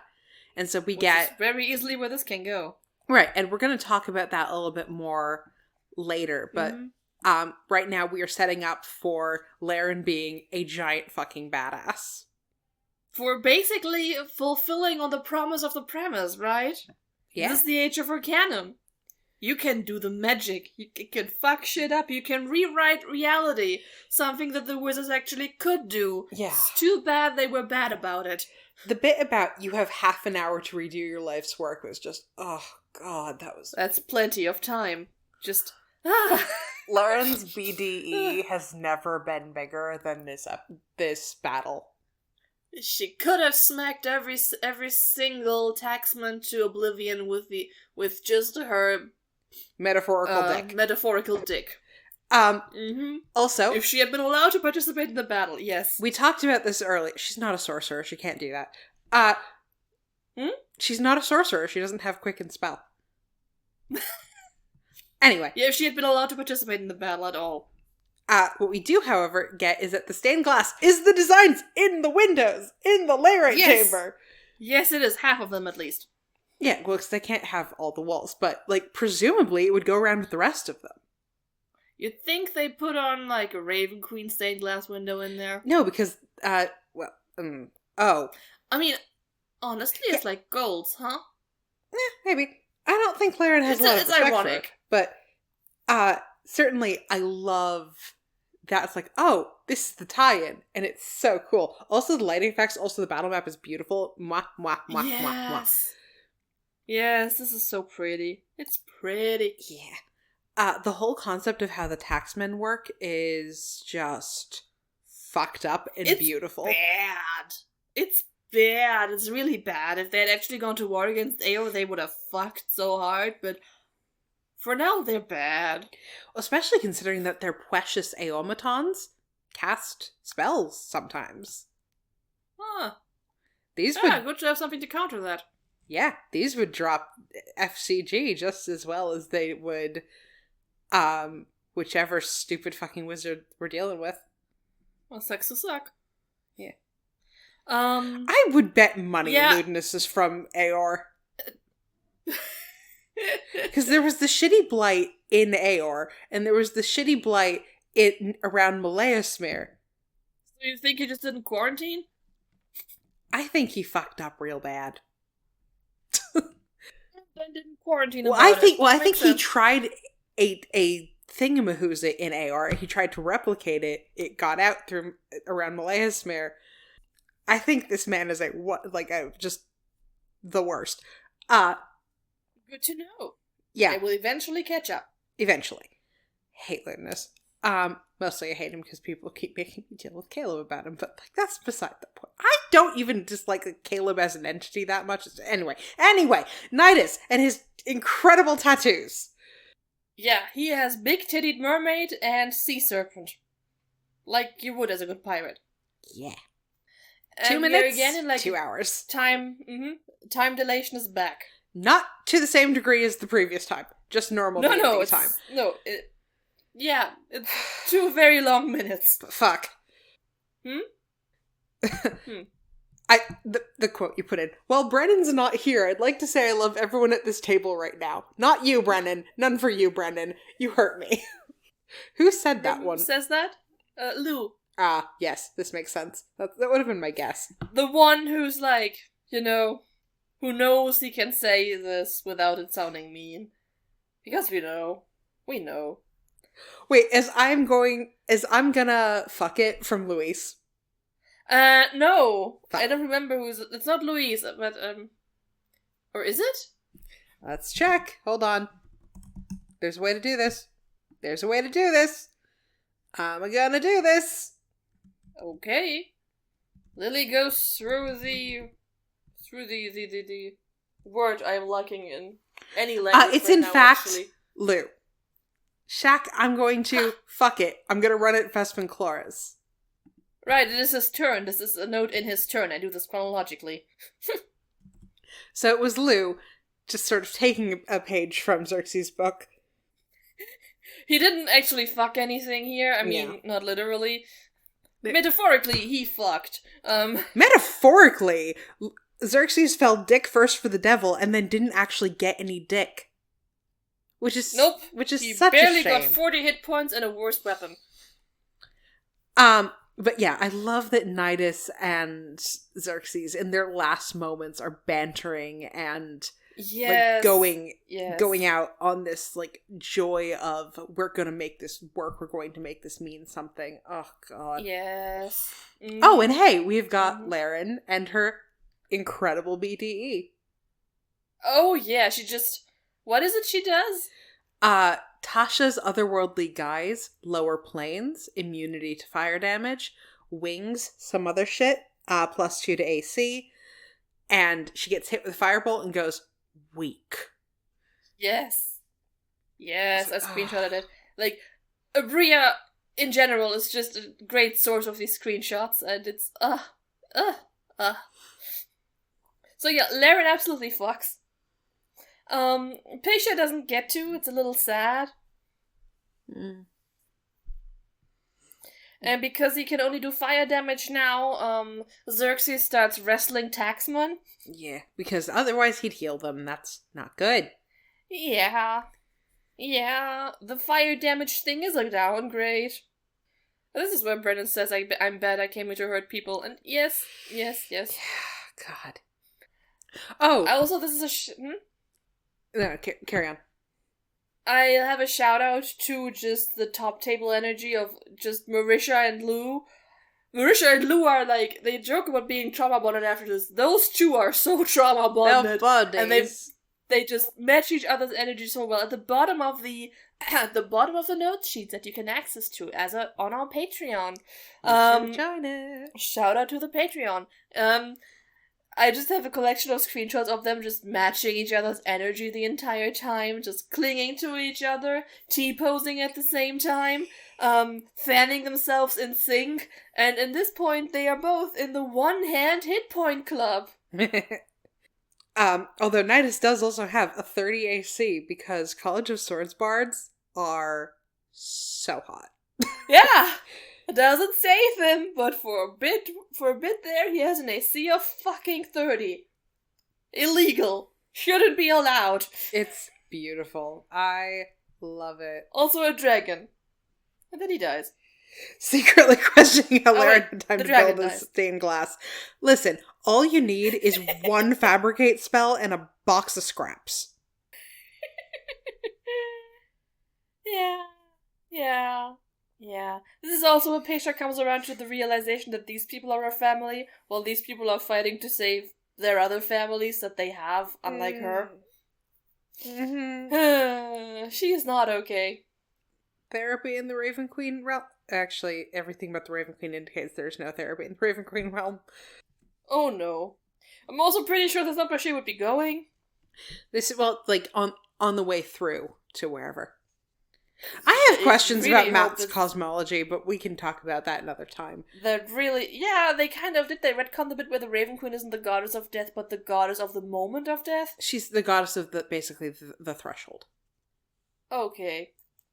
Yeah, anyways, pass through that quickly and then go to, I don't know, I think Pesha would be like an Ayun girly. Hopefully. She'd like it. Assuming Ayun goes to people actually devoted to her and not just pathological liars, but hey! Wrapping it all the way around. And then there's the shenaniganery with the end of the battle. Not the first thing, but one of the things that made me tear up before that was when, Xerxes goes down. And then, Fuck.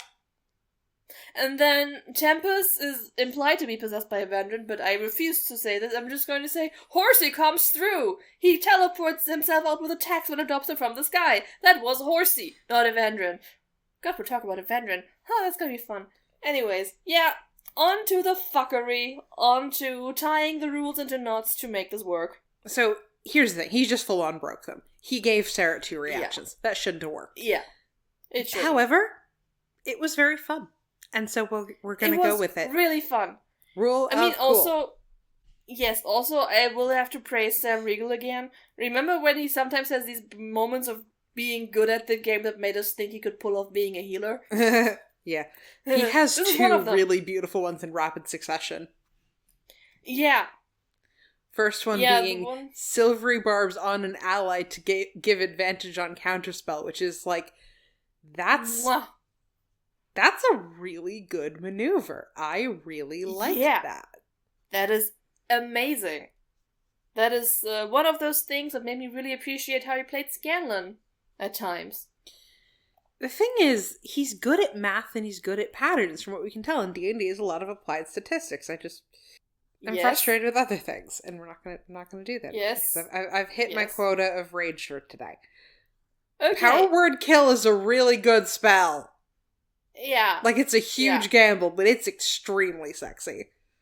How is it, you have to know that the other person's under 100 hit points, right? Yes. Which, honestly, with a wizard is really, really easy, but...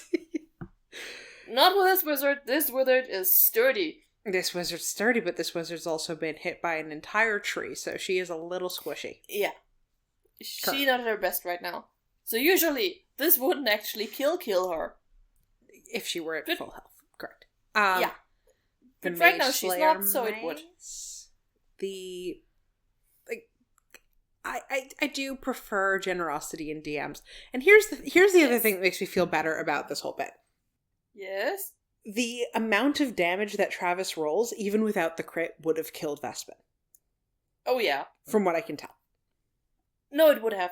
We know it's he had It was at 30, it was 67, max 55, and he doesn't actually need to roll 70 on that crit because you don't double the modifier. His modifier has to have been 5 at least. So he rolled 60. Yeah. So he rolled 62 damage. Half of that, 31 plus 5, that would have taken him exactly 1 over. So even if we were just taking this as like time gets wibbly wobbly, and and he actually hits that on that first attack, it more or less shakes out correctly. So I'm not mad about it. Yes. And he also does that get nat 20 was reactions, and also beautiful. like technically I will say that if this is your reaction to him casting a spell, isn't then the spell already cast? Like, isn't this instantaneous? Yeah. The point was never to hit him to stop him from casting the spell. I think if he'd killed him in the process, it would have...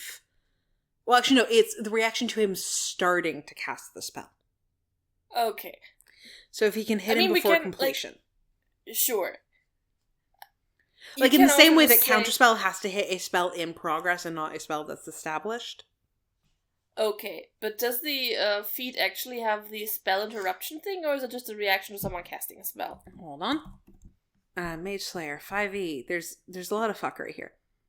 When a creature within 5 feet of you casts a spell, you can use a reaction to make a melee weapon attack against that creature.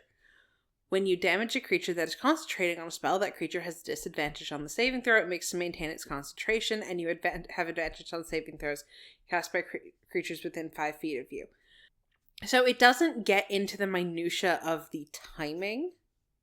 Yeah, and it doesn't say it cancels a spell that's in the process of being cast. But I think the general understanding is that if you hit someone and took them to 0, it would work.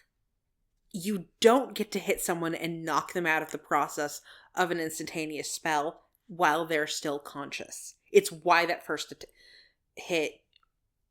It's part of why the first hit didn't really matter. Like, he needed to actually kill Vespin or it would do nothing. Yeah, okay. I mean, you can make it work. He does get your reactions, but as you said, who cares? The moment is a hype.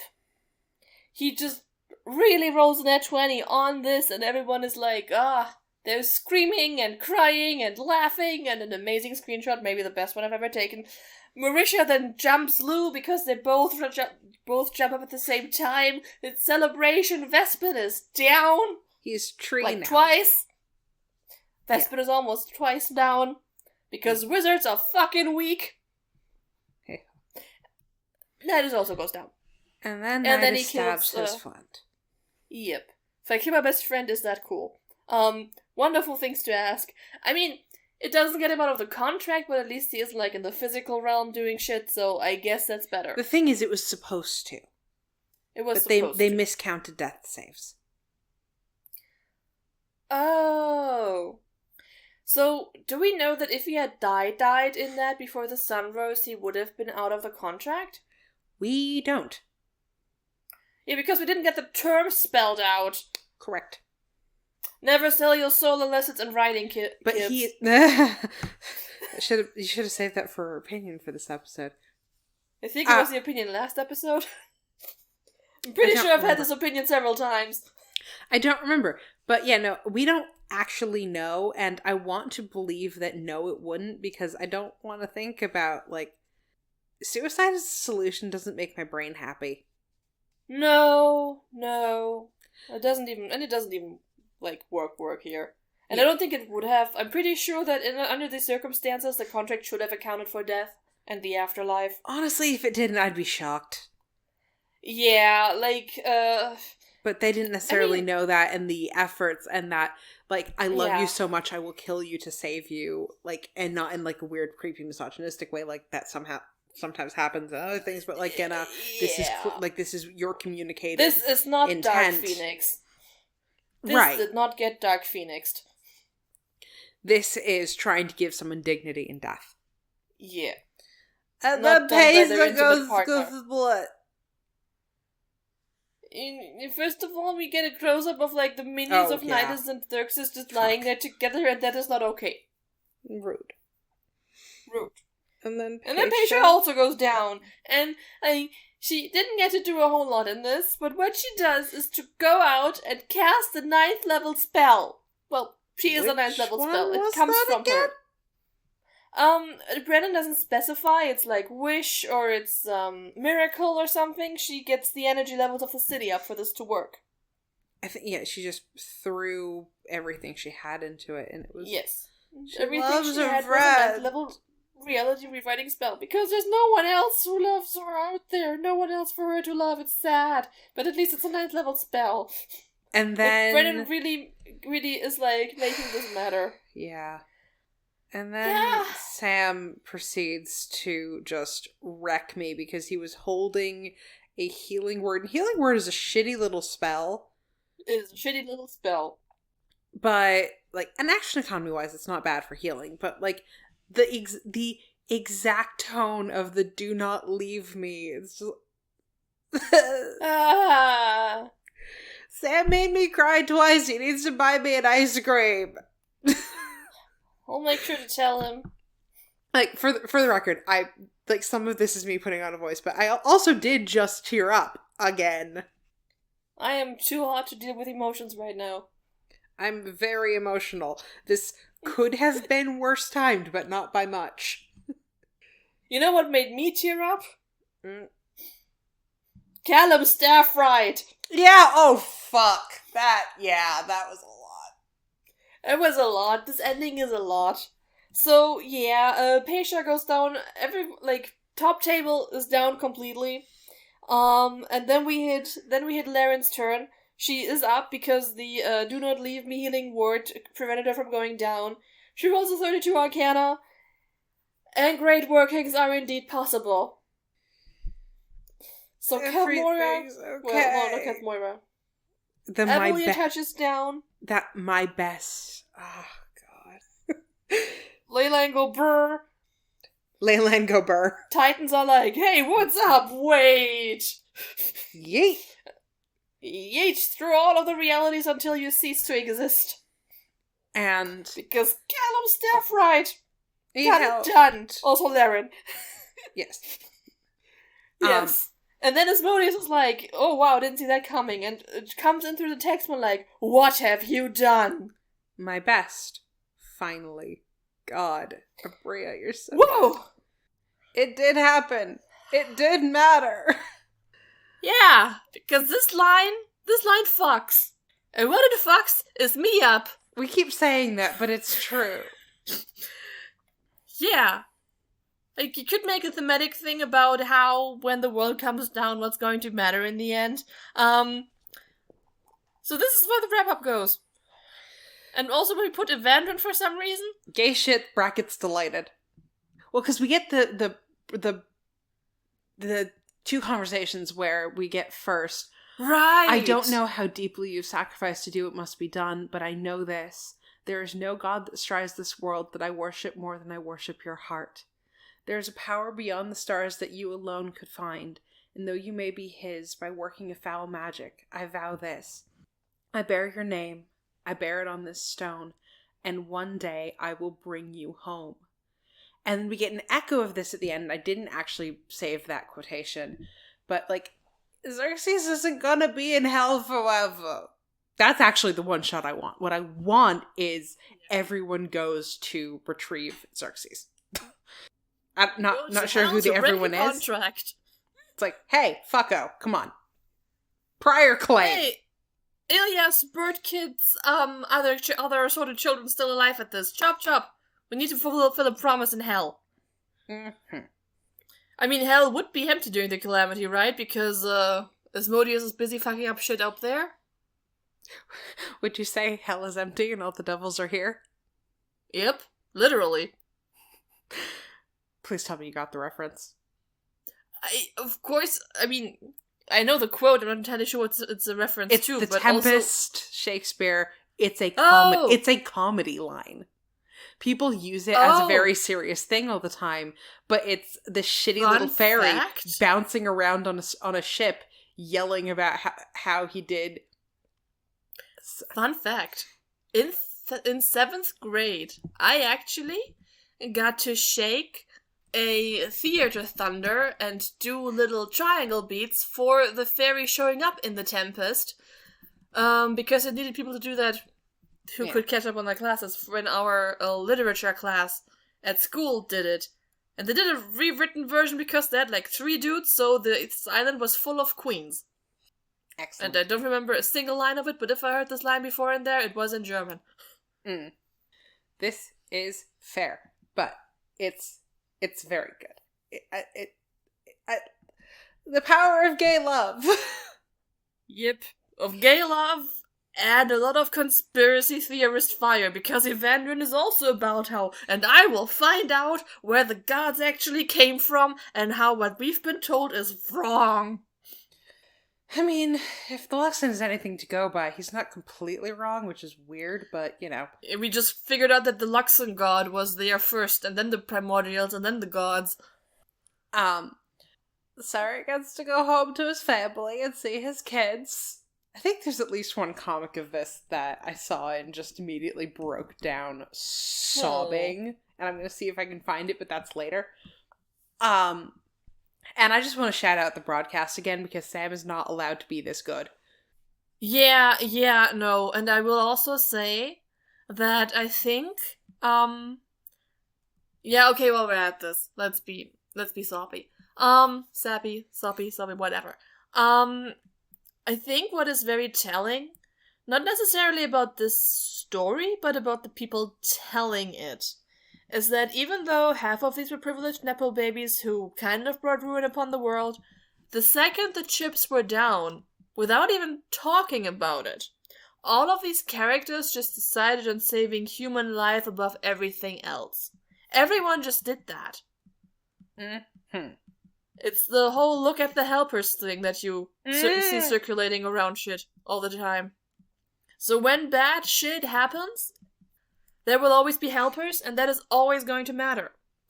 Absolutely, which makes this a much more enjoyable story. Like, that's like, the other reason I forgive Brennan for bending the entire system completely out of whack. It made a better story. Oh, fuck you. The art. She just sent me an art. Of Sarah hugging his kiddos after he gets home. Well, not home, but, like, to them. Oh, a bird so expressive.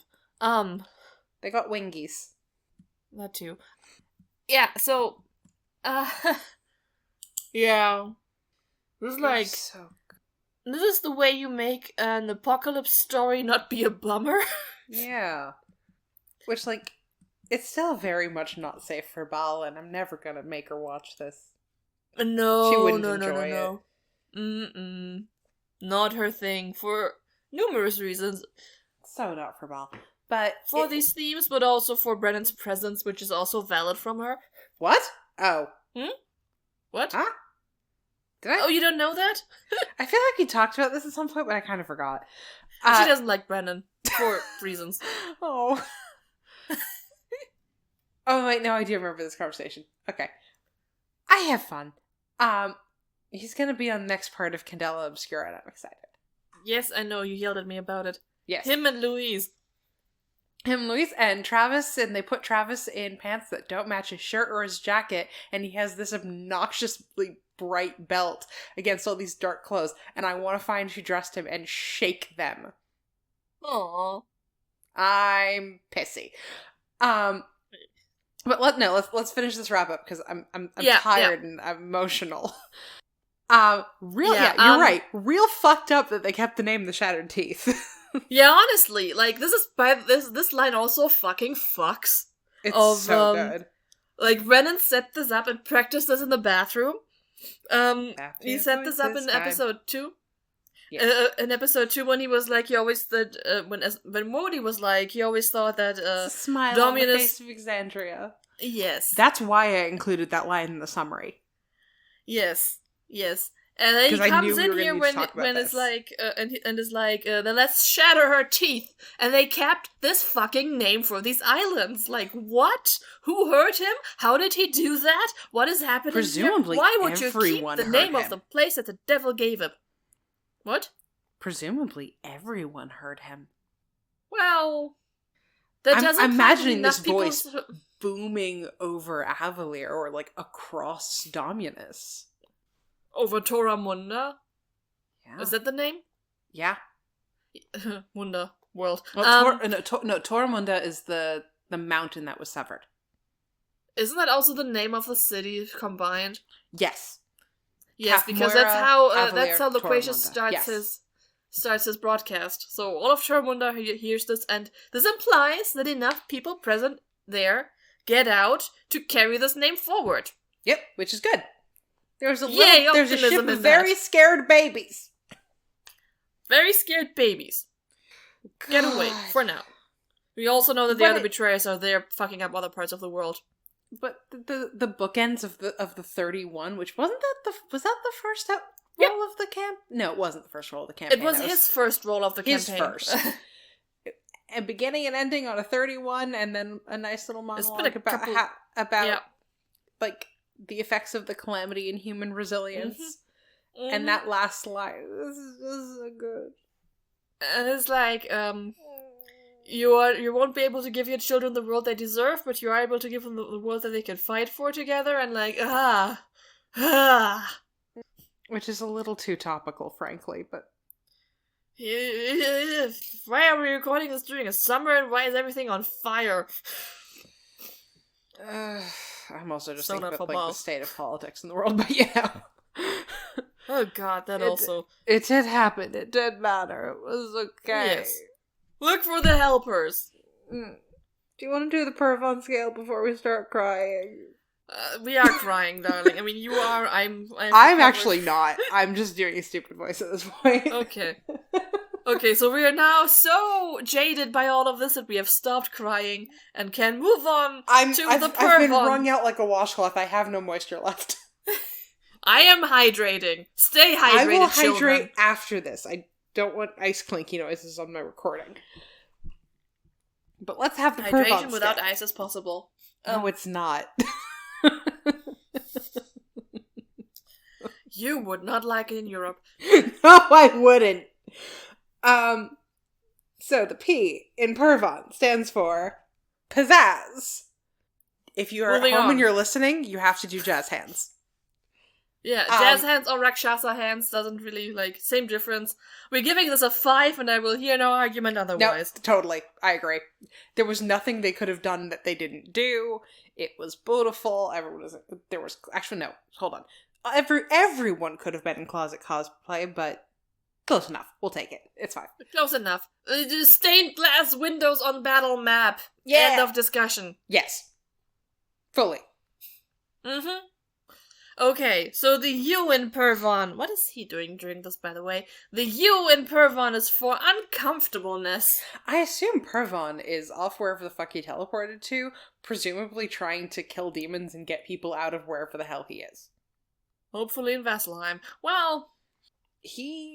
I don't remember when he dies, but that's a different problem. He's gotta get his armor first. He's got to get his... I imagine his armor happens real soon. It should. Raven Mommy takes good care of him. Yeah, and he needs advantage on death saves because he's about to get the shit kicked out of him repeatedly for, years. Centuries, maybe. Oh, God. Anyway, uncomfortableness. I really hated the arm separation description. Everyone at the table was clutching their arms in sympathy, but he did give Marisha autonomy in how her arm did the thing. That is very much this devil's deal of, hey, your arm's gonna break off. You want a shoulder or the elbow? It's I would like to keep more of my arm. Thank you. Can we not do this? But yeah. No, this was visceral. I think I found the description of her ribs digging into Loquacious even worse than this. But I am known to be sort of into graphic and gritty descriptions of gore and violence, so and it was genre appropriate, and I think everyone at the table was having fun with it. No one was going, no, stop it. No one was trying to recoil. I mean, Brendan set the tone for this in the beginning with the blood in your mouth. Blood in your... I don't do this often, but sometimes the accidental German comes out, and it for some reason is always the word genau. What's genau? Precisely, exactly. No, what is genau? Precisely or exactly. Oh! Wow, we full on Abbott and Costello in that bit. You know the Who's on First sketch, right? Of course I do. Good. I even know it in the Mighty Nine version. Goody. I got too loud again. Sorry. I do like that Brennan let the table breathe and process after the face ripping. I do like how he gave the devil a moment to be a dumbass and just being really funny. Yeah. There were moments to breathe. There were moments to let the tension be manageable, and I don't feel like any of the emotions went places that they really shouldn't. Or like that weren't fun for anyone there. I don't. Do you want to? I want to give this a low positive because they did manage like the violence and the fuckery with incredible sensitivity. They kind of managed to make the whole apocalypse thing meaningful. Yeah, actually, I'm good with like 1.5 to 2, maybe? That sounds good, 1.5. Yeah, okay. Alright, your turn. The R in Purvan stands for role-playing realness. The babies! Moving on. That was a 5 for people wondering. Yeah. Sometimes it's easy, and this is easy. I just cried so fucking hard. Okay. She's still crying. We are moving on. No, I'm not. I'm actually fine, but I did at the time. She's still pretend crying for your entertainment. Yes. Moving on.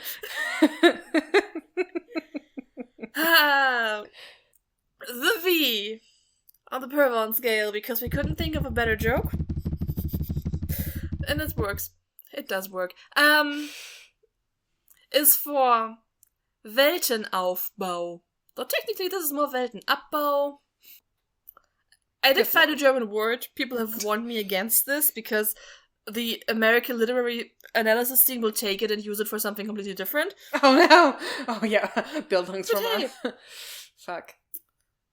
Bildungsroman isn't even a term in German literary studies. It is in English, and we're sorry. Well, I'm sorry. And fuck off with your Gesamtkunstwerke, which is the correct plural. With the what one? Gesamtkunstwerke. What does that mean? Do you know Pokemon? I can't. I spelled it out for you. Okay, do you take anything away from Pokemon or Brian David Gilbert? No. Damn. Now that's going to be real boring Something for you. Something rather work? Said Gesamtkunstwerk means, something that is art in its totality, basically. Oh, fuck. Okay.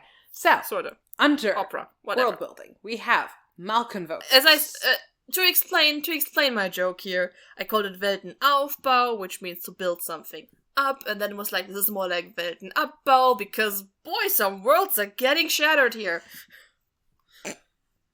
That's fair. Malconvokers, ley lines, titans, geomancy.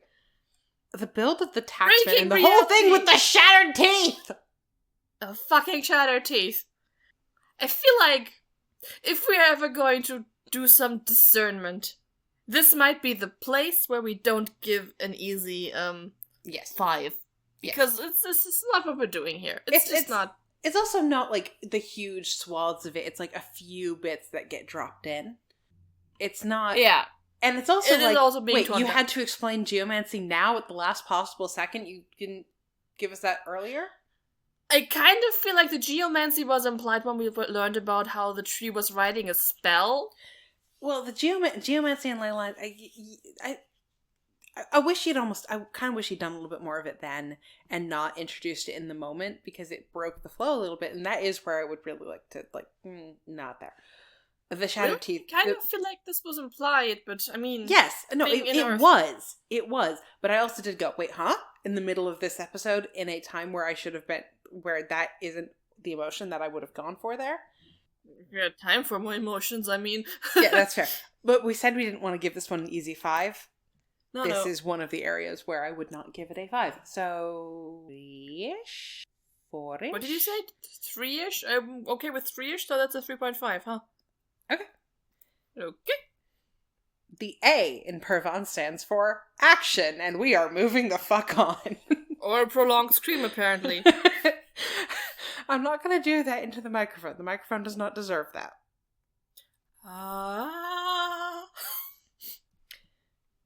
And finally, In the end of all things, it always comes back to the end, which is for 9 cents, which we have here.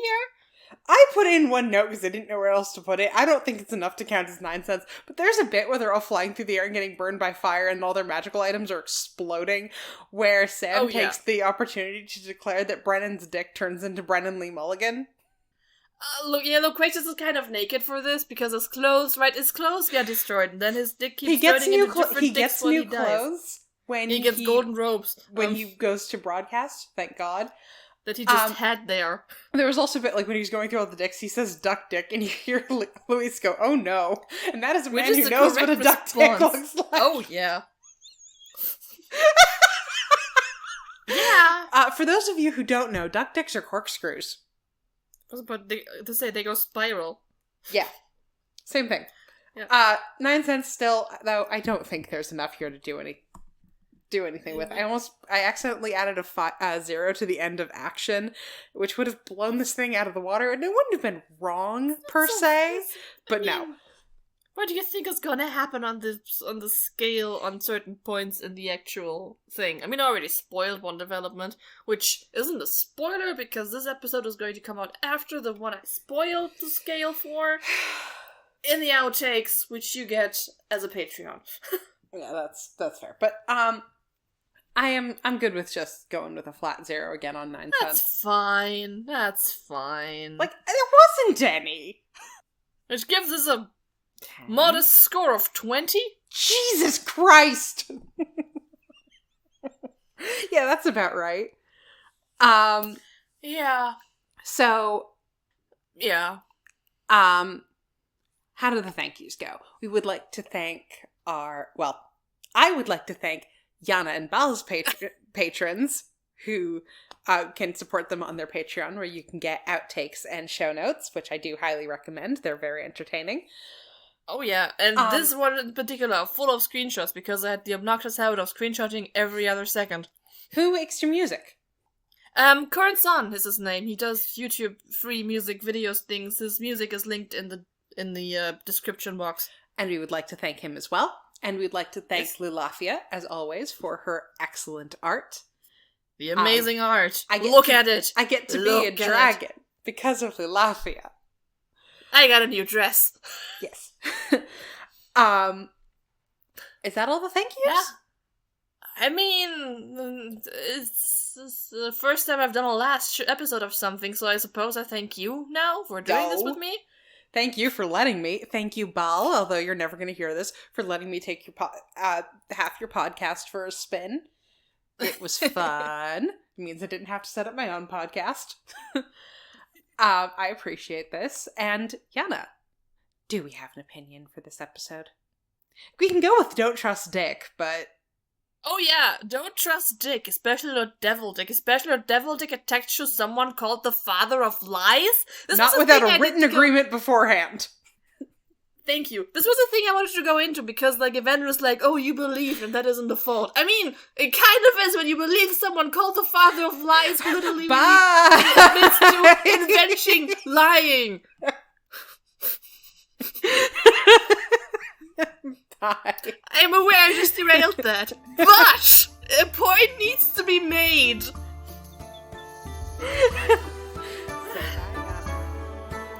Bye. This is the end of the show.